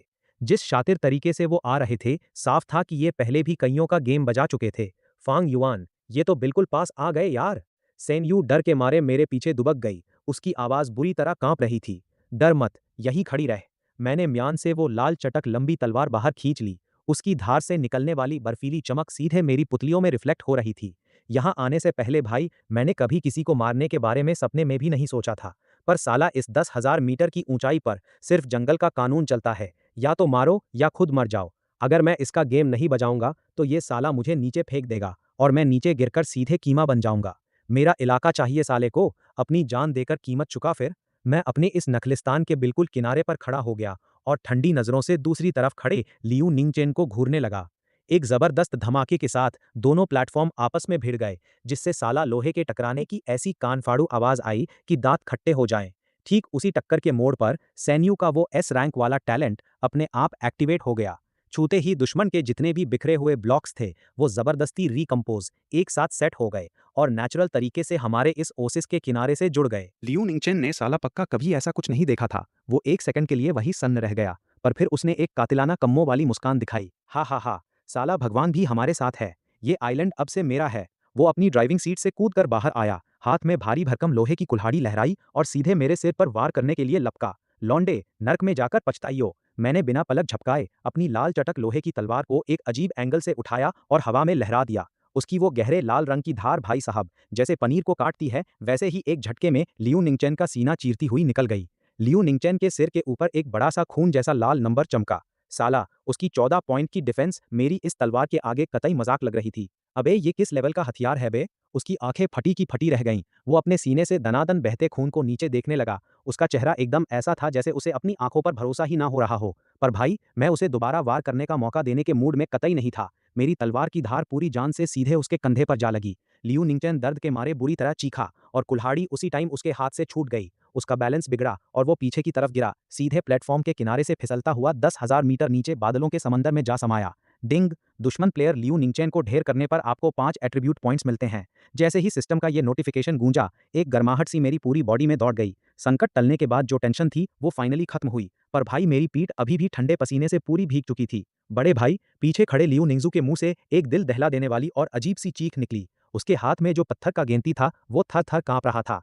उसने पहले मेरी खून टपकती तलवार को देखा और फिर अपने भाई को, जो अब वहाँ नहीं था। अचानक एक जोरदार आवाज़ के साथ वो सीधा घुटनों के बल ज़मीन पर गिर पड़ा। ओए सुंदर, मुंडे भले मानस, प्लीज़ मुझे मत मारो यार, मैं तुम्हारी सेवा करने के लिए तैयार हूँ। भले ही मैंने ये काम बीच में शुरू किया था, पर मैं बड़ी समझदार हूँ। वो साला सुबक-सुबक कर लगातार भीख माँगने लगा और साथ ही ज़िंदा बचने के लिए अपने रिसोर्सेज़ का लालच देने लगा। उसकी ये बाहर से शेर और अंदर से कतई चूहे वाली हरकत देखने में बहुत ही अजीब और वाहियात लग रही थी। सेन्यू ने भी अपना मुंह बना लिया। वो मुंह फेर कर दूसरी तरफ देखने लगी और सीधे एक कोने में जाकर उसे उल्टी हो गई। मैं भाई एक सेकंड के लिए भी अपनी चौकसी कम नहीं करना चाहता था। वो साला अभी भी हाथ में हथियार पकड़े था और कभी भी पलटी मार सकता था। हथियार नीचे फेंक और मेरे प्लेटफॉर्म से इसी वक्त दफा हो जा, वरना मैं डिफेंस के लिए कुछ और कड़े स्टेप्स उठाऊंगा। पर साला कौन सोच सकता था कि ये लियू निंगजू अचानक जमीन से पत्थर का गेंती उठाएगा और मेरी तरफ ही झपट पड़ेगा। मैं फुर्ती से साइड हुआ, अपनी तलवार से एक करारा काउंटर अटैक किया और उसे पीछे धकेल दिया। उसका पैर फिसला और वो भी सीधे बादलों के समंदर में जा गिरा। डिंग, दुश्मन प्लेयर, लियू निंगजू को ढेर करने पर आपको 5 एट्रीब्यूट पॉइंट्स मिलते हैं। 2 जाने गईं और 10 एट्रीब्यूट पॉइंट्स सीधे मेरे हाथ में आ गए। मैंने बिना एक सेकंड गंवाए उन पूरे 10 पॉइंट्स को सीधे अपनी स्ट्रेंथ ताकत में जोड़ दिया। उसी टाइम मुझे फील हुआ कि मेरे अंदर की पावर एकदम बाढ़ की तरह फट रही है। मुझे अपने हाथ इतने सॉलिड लगे जैसे लोहे के बने हों। मैं मुड़ा और उन दोनों लुटेरों का छोड़ा हुआ सारा माल पानी देखने लगा। सबसे कीमती चीज तो भाई वो ड्राइविंग क्यूब था जो नीली लाइट से चमक रहा था। मैं पास गया और जैसे जमीन से मूली उखाड़ते हैं वैसे ही मैंने उस स्टीयरिंग व्हील वाले क्यूब को बाहर खींच लिया और उसे अपने इस ओसिस के आगे वाले हिस्से पर फिट कर दिया। अलर्ट, आपके प्लेटफॉर्म का ड्राइविंग फीचर एक्टिवेट हो चुका है। करंट पावर लो कम। 1 घंटे तक मर्जी के डायरेक्शन में नेविगेट करने के लिए 10 यूनिट लकड़ी की जरूरत पड़ेगी। मैं स्टीयरिंग व्हील के आगे खड़ा हो गया और अपने पैरों के नीचे इस 27 मीटर स्क्वायर के ओसिस को फील करने लगा। ये पूरा आइलैंड अब मेरे कंट्रोल में था। भाई इस पल के बाद से हम हवा के रुख के साथ बहने वाली कोई घास फूस नहीं थे। हम इस पूरे बादलों के समंदर के मालिक बन चुके थे। फांग युआन सैन्यू दबे पांव मेरे पास आई और धीरे से मेरा कपड़ा खींचने लगी। उसकी आंखों में अब मेरे लिए एक अलग ही इज्जत थी और साथ ही एक अजीब सा भरोसा और डिपेंडेंसी, निर्भरता साफ दिख रही थी। मैंने खून से सने उस घास के छोटे से टुकड़े को देखा और फिर दूर फैले उस अनंत बादलों के समंदर को। मेरा इरादा एकदम पक्का हो चुका था। मैंने उन दोनों दुष्ट प्लेयर्स के छोड़े हुए बैग्स उठाए और उन्हें टटोलने लगा। मुझे एक बैग में से एक मुड़ा तुड़ा सिगरेट का टोटा मिला। मैंने उसे सुलगा लिया। भले ही उसका धुआं बहुत कड़वा और इरिटेट करने वाला था, पर भाई इस 10,000 मीटर की ऊंचाई पर उसे पीने में एक अलग ही स्वैग और राजाओं वाली फीलिंग आ रही थी। हमारे इस नए घर को अब यहाँ से रवाना होना चाहिए था। उन दोनों अभागे नमूनों को जो हमारा इलाका हड़पने आए थे, नरक की खाई में ढकेलने के बाद सेन्यू और मैं इस ओसिस के कोने पर टिककर जोर जोर से हाँप रहे थे। फान युआन, जरा देख भाई, हम तो कतई रईस हो गए यार। सेन्यू ने सिस्टम स्क्रीन की तरफ इशारा किया। एक्साइटमेंट के मारे उसका छोटा सा चेहरा एकदम लाल हो चुका था। इस बार उन लियू भाइयों का गेम बजाकर हमारे पास टोटल 22 रैंडम क्यूब्स, एक स्टीयरिंग व्हील वाला ड्राइविंग क्यूब, एक पत्थर का गेंती, ढेर सारा मिक्स खाना और एक रैंडम ब्लूप्रिंट इकट्ठा हो चुका था। मैंने बिना टाइम वेस्ट किए सीधे मर्ज जोड़ने पर क्लिक कर दिया। इस बार जो माल हाथ लगा था उसकी वैल्यू भाई बहुत ही तगड़ी थी। हमारा टैलेंट क्यूब एक बार फिर से एक्टिवेट हो गया। प्लेटफॉर्म मर्ज होते ही वहां चीड़ के 3 बड़े-बड़े पेड़ उग आए। हमारा प्लेटफॉर्म जो पहले कतई नंगा सा दिखता था, अब असली आइलैंड जैसी फील दे रहा था। भाई मान गए सेन्यू का वो 3S या 4S लेवल का टैलेंट कतई बेकार नहीं था। अगर ऐसे ही ब्लॉक्स मिलते रहे तो वो बंदी साला 10,000 मीटर की ऊंचाई पर ही सीधा स्वर्ग खड़ा कर देगी। उन बड़े पेड़ों को देखकर मैंने मन ही मन सोचा, चलो पेड़ पौधे तो उगने लगे हैं, आगे अगर मिट्टी का जुगाड़ हो गया तो हम खेती बाड़ी भी शुरू कर देंगे। पर भाई अभी के लिए पानी की कतई किल्लत थी। उन थोड़े से वाटर कंटेनर से बस हम दोनों का ही पीने का काम चल पा रहा था, तो खेती वाला सीन अभी होल्ड पर डालना पड़ा। अगला आइटम मिला, पुराना पत्थर का गेंती। एट्रीब्यूट्स अटैक +7, कलेक्ट करने की एफिशिएंसी 10% बढ़ जाएगी। चलो ये भी कतई माशाल्लाह चीज थी, जब भी किसी आइलैंड पर उतरेंगे तो माइनिंग के काम आएगी। इसके अलावा एक रैंडम ब्लूप्रिंट नक्शा भी मिला था, जो मैंने सीधे सेन्यू को पकड़ा दिया। इस बंदी की किस्मत भाई हमेशा मेरे से 2 कदम आगे ही रहती है। ओए क्या तगड़ा माल निकला इसमें से, मैंने पास जाकर पूछा। अरे ये तो सोफे का ब्लूप्रिंट है, सेन्यू चहकते हुए बोली। इसके लिए 10 लकड़ियां चाहिए। फांग युआन, इसे सीधे अपने कंट्रोल रूम कैबिना में ही सेट करते हैं, वरना साला जमीन पर बैठे बैठे चूतरों में दर्द हो जाता है। मैंने उसकी बात मान ली और सीधे एक चौकोर लकड़ी का ब्लॉक वहां से निकाला। एक क्लिक करते ही वो जो ड्राइविंग क्यूब फिट किया था उसने अपने आप 2 मीटर स्क्वायर का एक ट्रांसपेरेंट शील्ड कवच तैयार कर दिया। भाई कंट्रोल रूम से बाहर का नजारा कतई गदर दिख रहा था। अरे फांग युआन भाई, प्लीज एक बार मुझे भी ट्राई करने दो ना। सेन्यू एकदम उतावली होकर मेरा हाथ खींच खींच कर हिलाने लगी। इस ड्राइविंग क्यूब से पूरा का पूरा प्लेटफॉर्म हिलाया जा सकता था, जो साला किसी फ्लाइट सिम्युलेटर गेम खेलने से भी ज्यादा थ्रिलिंग था। पहले तो मैंने उसे फील दिलाने के लिए 10 मिनट तक ड्राइव करने दिया, फिर अपनी इन्वेंट्री से 10 यूनिट लकड़ी निकालकर फ्यूल ईंधन की तरह झोंक दी। हमारा प्लेटफॉर्म बादलों के उस चांदी जैसे समंदर में एकदम मक्खन की तरह तैरने लगा। अगली सुबह धूप सीधे हमारे मुंह पर पड़ी और हमारी आंख खुल गई। हमने फटाफट भेड़ियों के मीट के 2-4 बाइट्स मुंह में ठूंसे और प्लेटफॉर्म का स्टीयरिंग संभालकर बादलों वाले आइलैंड्स की तलाश में निकल पड़े। भाई, हाथ में स्टीयरिंग आने से ढूंढने की स्पीड कम से कम 3 गुना बढ़ गई थी। हम ढूंढ ही रहे थे कि अचानक हमारी तरफ तैरता हुआ एक और प्लेटफॉर्म आया, जो कोई 10 मीटर स्क्वायर से बड़ा था। उस पर एक लौंडा और एक लड़की खड़े थे। लौंडे का नाम था जो जुन सॉन और लड़की का नाम था सुइन। वो जो जुन सॉन शक्ल से तो कतई सीधा साधा और शरीफ लौंडा लग रहा था। उसने हमसे ब्रेड के बदले चकमक पत्थर, पेडरनल और अलाव होगेरा का ब्लूप्रिंट एक्सचेंज कर लिया। पर साले की नीयत खराब थी। उसकी नजर मेरे ड्राइविंग क्यूब पर थी और उसने पीठ पीछे एक कुल्हाड़ी छुपा रखी थी। साला धोखे से हमला करने की फिराक में था। मैंने कोई बकचोदी नहीं काटी। एक जबरदस्त जंप मारकर मैं सीधे उसके प्लेटफॉर्म पर पहुंचा और अपनी लोहे की तलवार हवा में लहरा दी। एक खटाक की आवाज हुई और वो जो जुनसोन जब तक कुछ समझ पाता, मेरी तलवार का एक और करारा वार उसके पार हो चुका था। वो ऑन द स्पॉट ढेर हो गया। वो लड़की स्विन डर के मारे कांपते हुए घुटनों के बल रेंगती हुई सीधे अपने केबिन के अंदर जाकर छुप गई। मैं हाथ में तलवार पकड़े सोच रहा था कि साला किस्सा यही जड़ से खत्म कर दूं या छोड़ दूं। तभी पीछे से सेन्यू ने आकर मेरा कपड़ा खींचा। उसकी आंखों में कतई खौफ और घबराहट साफ दिख रही थी। फांग युआन, हम ब्लॉक्स को आपस में कनेक्ट तो कर रहे हैं। सेन्यू की आवाज उस लकड़ी के केबिन की तरफ इशारा करते हुए थोड़ी कांप रही थी, पर मुझे डर है कि वो औरत बाद में हमसे बदला लेने की फिराक में ना रहे। और अगर उसने चैट चैनल पर हमारे खिलाफ जहर उगल दिया और किसी तगड़े गैंग को हमारी तरफ अट्रैक्ट कर लिया, तो हम क्या करेंगे? भाई, मुझे बहुत डर लग रहा है। कसम से मुझे मानना पड़ेगा कि ये बंदी भले ही डरपोक है, पर दूर की कौड़ी लाती है, सोचती एकदम सॉलिड है। ये दुनिया साला एक कुरुक्षेत्र बन चुकी थी। वो स्विन केबिन के अंदर से अभी भी रहम की भीख मांगने की कोशिश कर रही थी। मेरी आंखें एकदम ठंडी हो गईं। मैंने उसे दोबारा मुंह खोलने का मौका ही नहीं दिया। अपनी तलवार उठाई और दे मारा। किस्सा जड़ से खत्म। डिंग, आपने प्लेयर सुइन का गेम बजा दिया है। Attribute points +5। भाई साहब, इस राउंड में तो छप्पर फाड़ के माल मिला था। हमारा इलाका बढ़कर सीधा 60 मीटर स्क्वायर से ऊपर हो गया और साथ ही 4 मीटर स्क्वायर का एक बना बनाया लकड़ी का केबिन मुफ्त में हाथ लग गया। जो ब्लूप्रिंट अभी मिला था, उसका इस्तेमाल करके मैंने केबिन के अंदर एक लकड़ी का टब क्यूबो तैयार किया। रात को भाई कतई झमाझम बारिश होने लगी। हमने जलते हुए अलाव की रोशनी में उस लकड़ी के टब में बढ़िया गर्म पानी किया और मस्त होकर नहाए। लगे हाथ हमने हरी सीप का मीट कार्ने दे अल्मेजा वेर्दे भी सेंक लिया। दबाकर खाया पिया और कतई अफलातून तृप्ति मिली। दिन के टाइम हम उस ड्राइविंग क्यूब का इस्तेमाल करके दनादन मॉन्स्टर्स को पेलते रहे। इतना माल इकट्ठा हो गया था कि साला रखने की जगह नहीं बच रही थी। ऊपर से हमें एक लोहे की गेंती का ब्लूप्रिंट भी मिल गया। मैंने पिछले वाले 10 एट्रीब्यूट पॉइंट्स सीधे अपने अटैक में जोड़ दिए, पर सिस्टम ने बता दिया कि बॉस, आप नए खिलाड़ियों की मैक्सिमम लिमिट यानी 30 पॉइंट्स पर पहुंच चुके हो। इसलिए मैंने बाकी बचे 2 पॉइंट्स अपनी डिफेंस में डाल दिए। अब मेरी डिफेंस बढ़कर 23 हो चुकी थी। इधर चैट चैनल पर सारे लौंडे इसी बात की बकचोदी काट रहे थे कि प्लेयर्स को मार मार कर एट्रीब्यूट पॉइंट्स लूटने का क्या सीक्रेट है। मैं उन पागलों जैसे कमेंट्स को देख रहा था और साला मेरे दिल में एक सिहरन सी दौड़ गई। ठीक उसी मोड़ पर सेन्यू ने कांपती उंगली से सामने की तरफ इशारा किया। फांग युआन, जरा उस काले बादल को देख यार, वो तो कोई बहुत ही बड़ा फ्लोटिंग आइलैंड है। डिंग, एक बहुत बड़े रिसोर्स आइलैंड की खोज हुई है। वास्ट फ्लोटिंग आइलैंड, इसला फ्लोटांते वास्ता।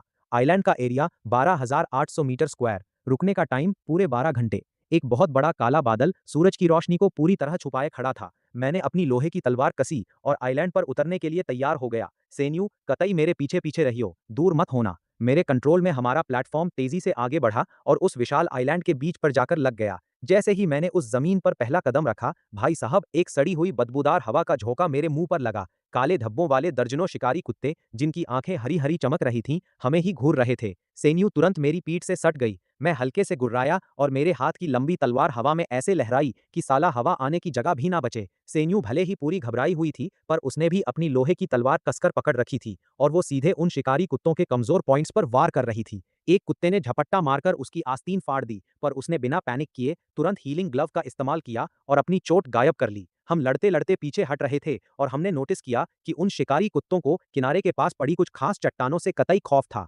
जैसे ही हम उन चट्टानों के पीछे पहुंचे, साले कुत्ते पास आने की हिम्मत ही नहीं कर पाए।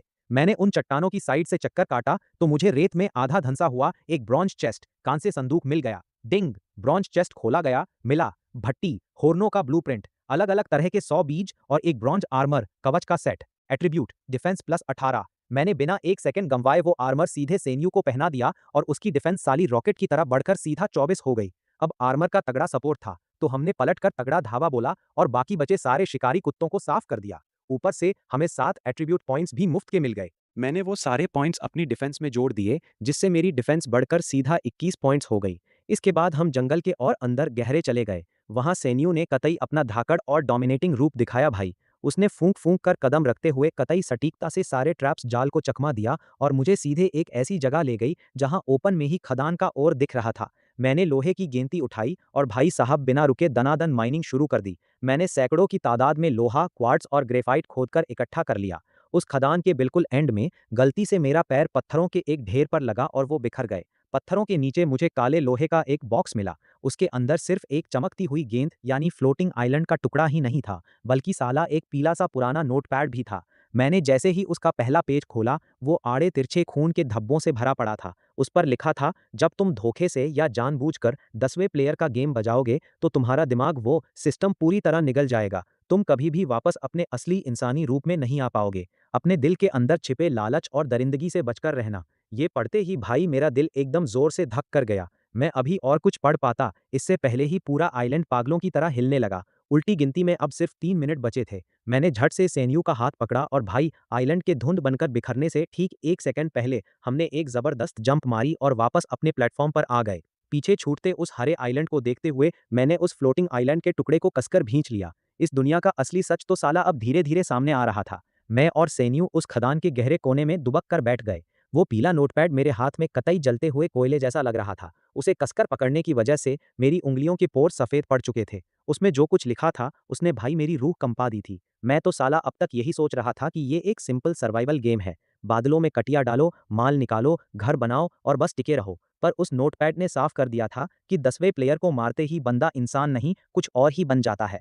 उस आइलैंड पर जो पागलों की तरह दहाड़ रहे थे, जो कच्चा मांस और खून चबा रहे थे, वो साले सब के सब प्लेयर्स ही थे जो अब मॉन्स्टर्स में बदल चुके थे। और यहाँ से निकलने का इकलौता रास्ता था वो ट्रिपल एस रैंक वाला टैलेंट। मैंने मुड़कर सेन्यू की तरफ देखा। वो बेचारी सहमी हुई अपनी ही हथेली को कतई खौफनाक नजरों से घूर रही थी। उसका ब्लॉक रीऑर्गेनाइजेशन वाला टैलेंट। पूरे सर्वर में इकलौता वही ट्रिपल एस टैलेंट था। फांग युआन, जो इसमें लिखा है क्या वो सच है यार? सेन्यू की आवाज साफ कौंप रही थी। उसने डर के मारे अपने शरीर को मेरे साथ सटा लिया। उसकी हथेली ठंडे पसीने से भीग चुकी थी। मैंने एक लंबी सांस ली और पलटकर उसका वो ठंडा छोटा सा हाथ थाम लिया। मेरी आंखों में एक कड़क चमक थी। ये सच हो या झूठ, हमें इसे सच मानकर ही चलना पड़ेगा। 10,000 मीटर की इस ऊंचाई पर जिंदा बचने के लिए तेरा ये टैलेंट ही हमारा आखिरी इक्का है। मैंने वो नोटपैड वापस बैग में डाला और उस लोहे के बॉक्स के एक सीक्रेट खाने से एक और काली गेंद निकाली जिसमें से हल्की सी चमक निकल रही थी। डिंग! आपको फ्लोटिंग आइलैंड का दूसरा टुकड़ा मिला है। इस दुनिया के कोर परमिशंस को अनलॉक करने के लिए ऐसे 3 टुकड़े इकट्ठा करने होंगे। करंट प्रोग्रेस 2-2 से। भाई मामला साफ था। ये चीज ही इस दुनिया के सच का ताला खोलने की चाबी थी। ठीक उसी टाइम जो आवाजें खदान के बाहर पहले बहुत हल्की आ रही थी, वो अचानक बिल्कुल साफ हो गईं और साथ ही कुछ बदमाशों की टॉन्ट मारने की आवाजें आईं। ओए टिंगे, वो जो जंगली अभी चीखा था, वो इसी तरफ से आया था ना? ज़ैन लियू, तुम दोनों उस तरफ से रास्ता रोको, साला कोई भी बचकर निकलने ना पाए। देख जमीन पर खून पड़ा है। हैं, इतनी क्या जल्दी है भाई? अभी अभी सिस्टम ने पूरे सर्वर पर अनाउंस किया है कि वो ट्रिपल एस टैलेंट वाली बंदी इसी आइलैंड पर है। मैंने सेन्यू को उंगली से चुप रहने का इशारा किया और उसे खींचकर खदान के सबसे काले अंधेरे वाले कोने में छुपा दिया। उनके कदमों की आवाज पास आती जा रही थी। उनकी टॉर्च की रोशनी गुफा के अंधेरे में इधर-उधर घूम रही थी, जिससे मेरी आंखों पर चौंध लग रही थी। वो टोटल 4 बंदे थे। सबसे आगे एक भारी भरकम, कातिलाना शक्ल वाला लौंडा था, जिसके हाथ में काले रंग का रिवॉल्वर था। भाई, इस भुखमरी वाली जगह पर जहाँ खाने के लाले पड़े हों, वहाँ बंदूक होने का मतलब था कि वो साला कतई अजेय था। बाकी के 3 लौंडों के हाथ में लोहे के बड़े-बड़े चाकू थे। साफ था कि ये घरों को लूटने वाले प्रोफेशनल डकैत थे। ओए टिंगे, यहाँ तो एक गड्ढा है और जंगली की लाश पड़ी है। वो भारी भरकम लौंडा, जिसका नाम टिंगे था, रुका। उसने पूरे लालच के साथ जगह को स्कैन किया और आखिर में उसकी नज़र उसी कोने पर टिक गई जहां हम छुपे बैठे थे। अबे ओए बेबी, छुप मत अब, तेरी खुशबू मेरे तक आ रही है। टिंगे ने एक कमीनी मुस्कान दी और सीधे ट्रिगर दबा दिया। पम! गोली हमारे पास के एक पत्थर के खंभे पर लगी और चिंगारियां छिटक गईं। भैंस की टांग, इस साले में तो कतई मोरल एथिक्स नाम की चीज ही नहीं थी। मुझे समझ आ गया कि अब छुपने का कोई फायदा नहीं है। मैंने सैन्यू को इशारा किया, वो एक झटके में समझ गई और उसने अपनी आर्मर तलवार पर पकड़ मजबूत कर ली। उसने पहले से ही अपने हीलिंग ग्लव को चार्ज करना शुरू कर दिया था। तुम्हारी ऐसी की तैसी, सालों माँ के दूध की याद दिला दूंगा। मैं पूरी जान से चिल्लाया और एक तेंदुए की फुर्ती से अंधेरे से बाहर लपका। मेरे हाथ की तलवार से एक ठंडी लाल चमक निकली और वो सीधे टिंगे की गर्दन की तरफ बढ़ी। मेरा बेसिक अटैक पहले ही 30 पॉइंट्स छू चुका था और ऊपर से तलवार का +25 का बोनस। अगर ये वॉर साला सीधा बैठ जाता तो उसे भगवान भी नहीं बचा पाता। पर टिंगे साला बहुत ही शातिर निकला। उसने पलक झपकते ही एक कदम पीछे लिया और अपने पास खड़े एक साथी को घसीटकर अपने आगे ढाल बना दिया। खचाक! मेरी तलवार जैसे पनीर को काटती है, वैसे ही सीधे उस डकैत के सीने के पार हो गई। मर्डर एरर, मर्डर एरर, डिंग! आपने प्लेयर वानों को ढेर कर दिया है, आपको +5 एट्रीब्यूट पॉइंट्स मिलते हैं। सिस्टम की वो ठंडी आवाज़ गूंजी, पर मेरे पास इन सब बकवास के लिए टाइम नहीं था। टिंगे ने उसी कटी हुई सेकंड का फायदा उठाया। उसने कतई पागलों जैसी आंखों के साथ दोबारा बंदूक की नली मेरी तरफ तान दी। लौंडे, दम तो है तुझमें, पर तू चाहे जितना भी तेज भाग ले, क्या साला गोली से भी तेज भाग पाएगा? टिंगे क्रूरता से हंसा, उसकी उंगली ट्रिगर पर दबने ही वाली थी। नहीं! सैन्यू जोर से चीखी और भाई उसी पल उसने कुछ ऐसा किया जिससे कतई मेरी रूह ही कौंप गई। वो मेरे पीछे छुपी हुई थी, पर अचानक वो अपनी बाहें फैलाकर सुपरमैन की तरह आगे कूदी और कतई चट्टान बनकर मेरे आगे आकर खड़ी हो गई। बैंग! एक और कान फाड़ देने वाला धमाका हुआ। मुझे लगा जैसे साला पूरी दुनिया में कतई सन्नाटा छा गया हो। बस खून का एक गर्म छींटा मेरे मुंह पर आकर लगा, जिसकी गर्माहट में मौत का खौफ साफ महसूस हो रहा था। गोली सीधे सेन्यू के पार निकल गई थी। उसके कंधे पर जो ब्रॉन्ज आर्मर कवच था, उस पर गोली का इतना भयंकर इम्पैक्ट असर हुआ कि साला खून का फव्वारा छूट पड़ा। वो जोर से पीछे की तरफ फिकाई और मुझसे बुरी तरह टकराकर नीचे फिसलती चली गई। वो सीधे सूखी खदान की चट्टान पर जा गिरी और वहां कतई खून का तालाब बन गया। डिंग! आपकी पार्टनर सेन्यू को गोली लगी है। हेल्थ 45, अलर्ट, प्लेयर क्रिटिकल, मरणासन्न कंडीशन में जा चुका है। सेन्यू! मेरा दिमाग कतई सुन्न हो गया और मैंने अपना आपा पूरी तरह खो दिया। उसका वो सफेद पड़ा चेहरा और जख्म से दनादन बहता खून देखकर मेरे अंदर का बारूद कतई फट गया भाई। वो जो एक दरिंदगी और आक्रामकता मेरे खून में दबी पड़ी थी ना, जब से मैंने पहले प्लेयर का गेम बजाया था, वो अब मेरी पूरी बॉडी पर हावी हो चुकी थी। सालो, तुम्हारी पूरी खानदान की बलि चढ़ा दूंगा आज। मेरी आंखें इतनी लाल हो चुकी थीं जैसे अभी खून टपक पड़ेगा। गुस्से के मारे मेरी एक-एक मांसपेशी पागलों की तरह कांप रही थी। उस टाइम मुझे किसी चीज की परवाह नहीं थी। भाड़ में जाए मुनाफा और भैंस की टांग में जाए इसका अंजाम। मेरा वो शैतान जैसा रूप देखकर साला टिंगे भी कतई थर-थर कांपने लगा। उसके हाथ हिले, वो दूसरी गोली दागने ही वाला था, पर मैं उससे पहले ही उसके बिल्कुल सामने पहुंच चुका था, एक ऐसी स्पीड से जो साला मुझे खुद अविश्वसनीय लग रही थी। मर साले! मेरे हाथ की आर्मर तलवार ने हवा में एक पूरा चक्कर काटा। वो वार मैंने अपनी पूरी जान लगाकर किया था, सीधा उसका खेल खत्म करने के लिए। खचाक! खून का एक तगड़ा फव्वारा ऊपर को उठा। टिंगे की वो कलाई, जिससे उसने रिवॉल्वर पकड़ रखी थी, जोर से कतई जड़ से अलग हो गई। टिंगे के मुंह से एक दिल दहला देने वाली चीख निकली। कटी हुई हाथ और बंदूक दोनों एक साथ जमीन पर गिरे। खून साला गीजर की तरह उबल-उबल कर बाहर आ रहा था। बाकी बचे 2 डकैत कतई खौफ के मारे दुम दबाकर पीछे मुड़े और भागने लगे। अबे सालो, तुम्हें क्या लग रहा है कि तुम मेरे हाथ से बचकर निकल जाओगे? मैंने एक झटके में अपनी आर्मर तलवार हवा में फेंक कर मारी। वो कतई बुमेरांग की तरह घूमती हुई गई और एक लौंडे की पीठ को चीरती हुई पार हो गई। इसके तुरंत बाद मैं आगे लपका। जमीन से वो बंदूक उठाई और कतई दनादन 3 गोलियां आखिरी वाले की खोपड़ी के पीछे दाग दी। पम पम पम! उस लौंडे का सिर कतई सड़े हुए तरबूज की तरह फट गया। वो बिना एक आह भरे सीधे पास के गड्ढे में जा गिरा। डिंग! आपने प्लेयर टिंगे को ढेर कर दिया है। आपको +5 एट्रीब्यूट पॉइंट्स मिलते हैं। बाकी डकैतों का भी गेम बज चुका था। सेन्यू! ओए सेन्यू! आंखें मत बंद कर यार, मुझसे बात कर। उसका चेहरा कतई कागज की तरह सफेद पड़ चुका था। आंखें पथरा रही थी और होंठ धीरे-धीरे हिल रहे थे, पर मुंह से बस एक हल्की सी फुसफुसाहट निकल रही थी। तभी अचानक मुझे हीलिंग ग्लव, उपचार दस्ताने की याद आई। मैंने कांपते हाथों से उसे पहना और पागलों की तरह उसके जख्म पर दबा दिया। हरी लाइट बार-बार चमकने लगी। मेरी मेंटल एनर्जी कतई पाताल में जा रही थी, पर भाई मेरी हिम्मत नहीं हुई कि मैं एक सेकंड के लिए भी रुक जाऊं। जिंदा रह, साले भगवान की कसम, तुझे जिंदा रहना पड़ेगा। आखिरकार सिस्टम ने इंडिकेट किया कि उसकी हेल्थ बार धीरे-धीरे वापस सेफ जोन में आ रही है और जख्म भरने लगे हैं। उसका चेहरा, जो पहले कतई मुर्दे जैसा ग्रे हो चुका था, उसमें फाइनली थोड़ी रौनक लौटी। ये देखते ही मैं कतई निढाल होकर जमीन पर गिर पड़ा। छाती धौंकनी की तरह चल रही थी। सेन्यू ने धीरे-धीरे अपनी आंखें खोली। जमीन पर बिखरी लाशों को और मुझे खून से लथपथ देखकर उसने अपने होठों पर एक हल्की सी मुस्कान लाने की कोशिश की और कतई कमजोर आवाज में बोली, फांग युआन, तू इस टाइम कितना डरावना लग रहा है ना। मैंने कुछ नहीं कहा। साला आंख से आंसू दनादन बह निकले। मैंने उसे एक झटके में खींचकर अपनी छाती से भींच लिया, कतई इतनी जोर से जैसे उसे अपनी हड्डियों में ही समा लूंगा। तुझे पता भी है कि हम मौत के कितने करीब थे? कतई अक्ल से पैदल है क्या तू? गोली के आगे क्यों कूद गई? मैंने रोते हुए कौपती आवाज में उससे पूछा। सेहीरे अपना सिर मेरे कंधे के पास छुपा लिया और उसके छोटे-छोटे हाथ मेरे कपड़ों को कसकर पकड़ने लगे। उसकी आवाज धीमी थी, पर उसमें कतई कड़कपन था। क्योंकि तू मेरा पार्टनर है। अगर तू ही मर जाता तो मैं अकेली इस 1 मीटर स्क्वायर के स्पेस में खाक जिंदा रह पाती। मैंने उस ठंडे अंधेरे में उसे और कसकर पकड़ लिया। उस खून से सनी गहरी खदान के अंदर हम 2 दिलों की धड़कनें कतई एक ही रिदम में धड़क रही थी।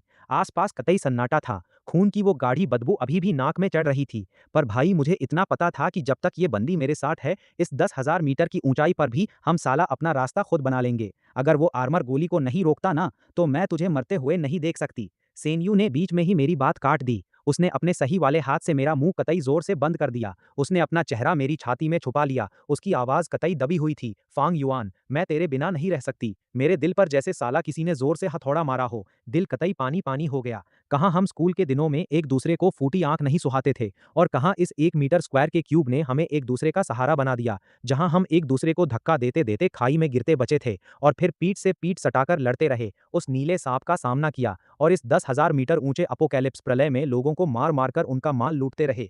मुझे साला खुद नहीं पता चला कि कब ये बदतमीज, लड़ाकू और गुस्सैल लड़की इस मनहूस जगह पर मेरी जिंदगी की इकलौती उम्मीद बन चुकी थी। मैंने अपना सिर झुकाया और उसके माथे पर धीरे से चूम लिया। मुंह में खून के लोहे जैसा स्वाद अभी भी आ रहा था।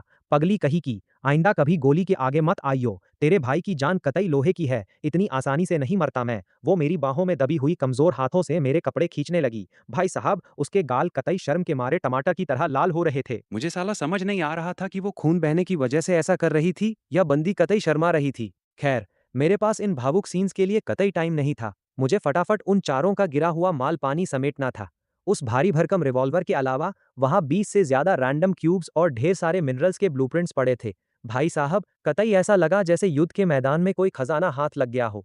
और सबसे बड़ी बात, एट्रीब्यूट पॉइंट्स भी क्रेडिट हो चुके थे। डिंग, आपने 4 दुश्मन प्लेयर्स का गेम बजा दिया है। आपको 20 एट्रीब्यूट पॉइंट्स मिलते हैं। मैंने अपना पैनल चेक किया। मेरा अटैक तो पहले ही न्यूकमर्स की मैक्सिमम लिमिट यानी 30 पॉइंट्स छू चुका था, तो मैंने बाकी बचे 20 पॉइंट्स में से 15 पॉइंट्स डिफेंस में ठोंक दिए और 5 पॉइंट्स स्पीड में डाल दिए।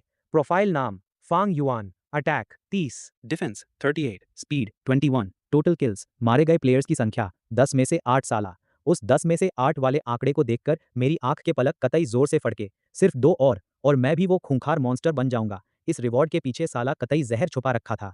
ठीक उसी टाइम वो पूरा का पूरा विशाल आइलैंड पागलों की तरह डोलने लगा। हमारे आसपास की नीली धुंध ऐसे उबलने लगी जैसे किसी ने उसे मथ दिया हो। वो कतई गोल गोल घूमने लगी। डिंग, अलर्ट, आपकी प्लेयर टीम ने एयर आइलैंड का तीसरा टुकड़ा हासिल कर लिया है। आइलैंड पर बचे बाकी 3 टुकड़े या तो किसी दूसरी टीम ने उड़ा लिए हैं या वो अभी तक सामने ही नहीं आए हैं।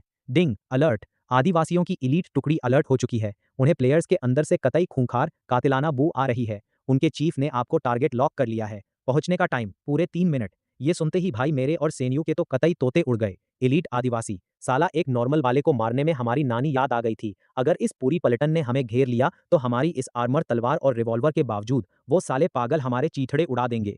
चल भाई, यहाँ से कट लेते हैं। इसी वक्त प्लेटफॉर्म पर वापस भागो। मैंने बिना 1 सेकंड गंवाए फैसला लिया। मैंने सेनियो को कतई गोद में उठाया, प्रिंसेस कैरी किया, अपनी तलवार को पीठ पर टांका और खदान के एग्जिट की तरफ सरपट दौड़ लगा दी। पर भाई, जैसे ही हम गुफा से बाहर निकले, सामने का नजारा देखकर हमारी हवा कतई टाइट हो गई। उस सुनसान खदान के खंडहरों पर अब बंदों की कतई खचाखच भीड़ खड़ी थी। वो आदिवासी साले 2-2 मीटर से ऊंचे थे, जिनकी मसल्स कतई फटने को हो रही थीं और उनकी खाल पर काले रंग की आग जैसे टैटू बने हुए थे। कईयों ने हाथ में परात के साइज की पत्थर की कुल्हाड़ियां थाम रखी थीं, तो कुछ साले खून की प्यासी नजरों के साथ हड्डियों वाले भाले लहरा रहे थे। उन सबको लीड करने वाला चीफ एक भयंकर काले तेंदुए की पीठ पर सवार था और उसके हाथ में ब्रॉन्ज की कुल्हाड़ी थी। उसने वो कुल्हाड़ी हवा में लहराई और साला बिजली की कड़क जैसी आवाज के साथ सीधे मेरी तरफ झपटा। धत तेरे की, हम तो चारों तरफ से घिर चुके थे। मैंने सेनियो को अपने पीछे किया और एक हाथ से वो माल में मिली भारी रिवॉल्वर तान दी। मैंने उसका सेफ्टी लॉक खोला। कसम से, जरूरत से ज्यादा टेंशन की वजह से मेरी उंगलियां थोड़ी कांप रही थीं। नीचे जाने वाले रास्ते को कम से कम 100 एलिट आदिवासियों ने ऐसे ब्लॉक कर रखा था कि साला सुई घुसने की जगह भी नहीं थी। ठीक उसी नाजुक मोड़ पर सेनियो ने मेरा हाथ पकड़ा। भले ही उसका चेहरा कतई सफेद पड़ चुका था, पर उसकी खूबसूरत आंखों में एक कड़क और आर पार वाली जिद चमक रही थी। फांग युआन, एक बार मेरे पर भरोसा रख भाई, सब के सब नीचे झुक जाओ। उसकी बात खत्म होते ही उसका सीधा हाथ कतई जोर से जमीन पर जा लगा। Triple S rank talent, block duplication full power पर एक्टिवेटेड। डिंग, प्लेयर सेन्यू ने अपना ट्रिपल एस टैलेंट एक्टिवेट कर दिया है। भाई साहब, एक पल में हमारे पैरों के नीचे की बजरी कतई जिंदा हो उठी। जमीन से ऐसी दहाड़ निकली कि साला दांत किटकिटा जाएं। हमारे आसपास के वो पुराने टूटे हुए पत्थर के खंभे जैसे किसी मिलिट्री कमांडर का ऑर्डर सुन रहे हों, पागलों की तरह हमारे आगे आकर जुटने लगे, कंप्रेस होने लगे और अपनी शेप बदलने लगे। सिर्फ 5 सेकंड के अंदर जमीन फाड़कर 5 मीटर से ऊंची और 3 मीटर चौड़ी पत्थर की एक कतई सॉलिड दीवार खड़ी हो गई। उसने एक स्टील की डिफेंस लाइन की तरह सामने से आ रहे आदिवासियों के रेले को एक झटके में रोक दिया। पम, चीफ की वो ब्रॉन्ज कुल्हाड़ी दीवार पर इतनी जोर से लगी कि चिंगारियां छिटक गईं, पर साला दीवार पर बस एक सफेद निशान ही पड़ा। मैं तो कतई हक्का बक्का रह गया। मैंने अपनी बाहों में दबी उस नाजुक सी लड़की को नीचे देखा। अबे तेरा टैलेंट ऐसे भी काम कर सकता है क्या? सेन्यू ने कतई टॉन्ट मारते हुए प्राउड वाली मुस्कान दी, भले ही उसके होंठों के कोने पर अभी भी खून लगा हुआ था। अरे, तुम्हारा भाई कतई ऑलराउंडर है। मैंने पहले ही रिसर्च कर ली थी कि इस आइलैंड के पत्थर भी ब्लॉक से ही बने हैं। जब तक मेरे पास मेंटल एनर्जी है, मैं इनसे जो मर्जी चाहे वो बनवा सकती हूँ। भाई कतई गदर, वापस चलकर तुझे तगड़ी पार्टी दूंगा। मैं जोर से हंसा। उस दीवार की वजह से आदिवासियों की नजरों से हम छुप चुके थे, तो मैंने सैन्यू को लपेटा और पीछे की तरफ दौड़ लगा दी। उसने दीवार बनाते हुए जानबूझकर पीछे की साइड एक रैंप ढलान छोड़ दिया था। मैं उस रैंप से कतई राजधानी एक्सप्रेस की स्पीड से फिसला और सीधे बीच पर खड़े अपने प्लेटफॉर्म की तरफ भागा। हमारे पीछे उस पत्थर की दीवार पर दर्जनों एलीट आदिवासी पागलों की तरह वार कर रहे थे और उसमें दरारें आने लगी थीं। मैंने अपनी पूरी जान झोंक दी, फेफड़े कतई आग की तरह सुलग रहे थे।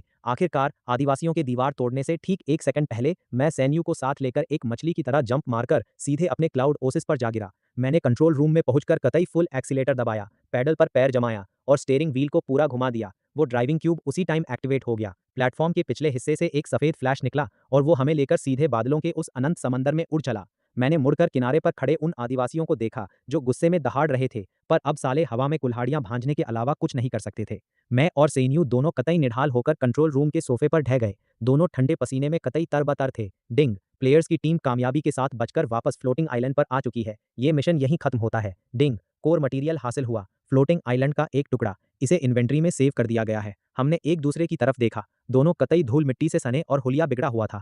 अचानक हम दोनों अपनी हंसी रोक ही नहीं पाए और कतई ठहाके मारकर हंसने लगे। हंसते हंसते उसने मुझे कतई कसकर गले लगा लिया। वो पूरी की पूरी मुझसे चिपक गई थी। फांग युआन, हम एक बार फिर जिंदा बच गए ना यार। जब तक तू वो जंगली मॉन्स्टर नहीं बनता, हम ऐसे ही मजे से जीते रहेंगे। मैंने हौसले के साथ उसकी पीठ थपथपाई, पर भाई मेरे दिमाग में वही किल्स वाला आंकड़ा घूम रहा था। 10 में से 8। सिर पर लटकी मौत की इस तलवार का जुगाड़ देर सवेर तो करना ही पड़ना था। एक सेफ रूट पर आने के बाद मैंने इस मिशन से लूटे हुए माल को सहेजना शुरू किया। उस रिवॉल्वर, आइलैंड के टुकड़े और बेसिक मिनरल्स के अलावा जो सबसे धाकड़ चीज हाथ लगी थी, वो था ऑटोमेटिक वाटर कंडेंसेशन टॉवर का ब्लूप्रिंट। भाई ये उस सिंपल कंडेंसर से 100 गुना बेहतर था जिसे मैंने पहले कॉपी किया था। ये ना सिर्फ दबाकर पानी बनाता था, बल्कि गंदगी को भी अपने आप फिल्टर कर देता था। मैंने वो सारे 20 से ज्यादा रैंडम ब्लॉक्स सैन्यू के हवाले कर दिए। उसने एक लंबी सांस ली, अपना छोटा सा हाथ हवा में लहराया और पूरे प्लेटफॉर्म पर एक नजर दौड़ाई। हमारा वो पुराना 200 मीटर स्क्वायर से बड़ा ओएसिस एक बार फिर फैलने लगा। जमीन में हलचल हुई, उसके किनारे बाहर की तरफ खिंचने लगे और देखते ही देखते वो 230 मीटर स्क्वायर को भी पार कर गया।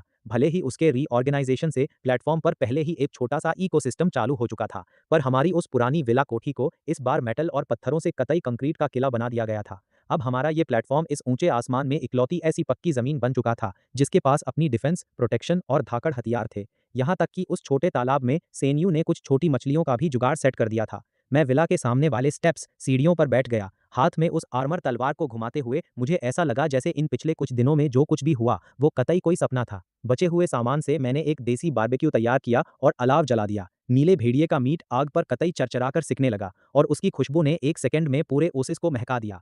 फाइनली भाई, हमने वो कच्चा मांस खाना छोड़ा और गर्मा गर्म पका हुआ खाना खाया। सेन नयू अब कतई साफ सुथरे कपड़े पहनकर आ चुकी थी। भले ही उसके कंधे पर अभी भी पट्टियां बंधी थीं, पर उसकी रंगत अब काफी सुधर चुकी थी। वो मेरे कंधे पर अपना सिर टिकाकर मजे से भुना हुआ मीट चबाने लगी और हम दोनों दूर फैले उस कभी न खत्म होने वाले आसमान को निहारने लगे।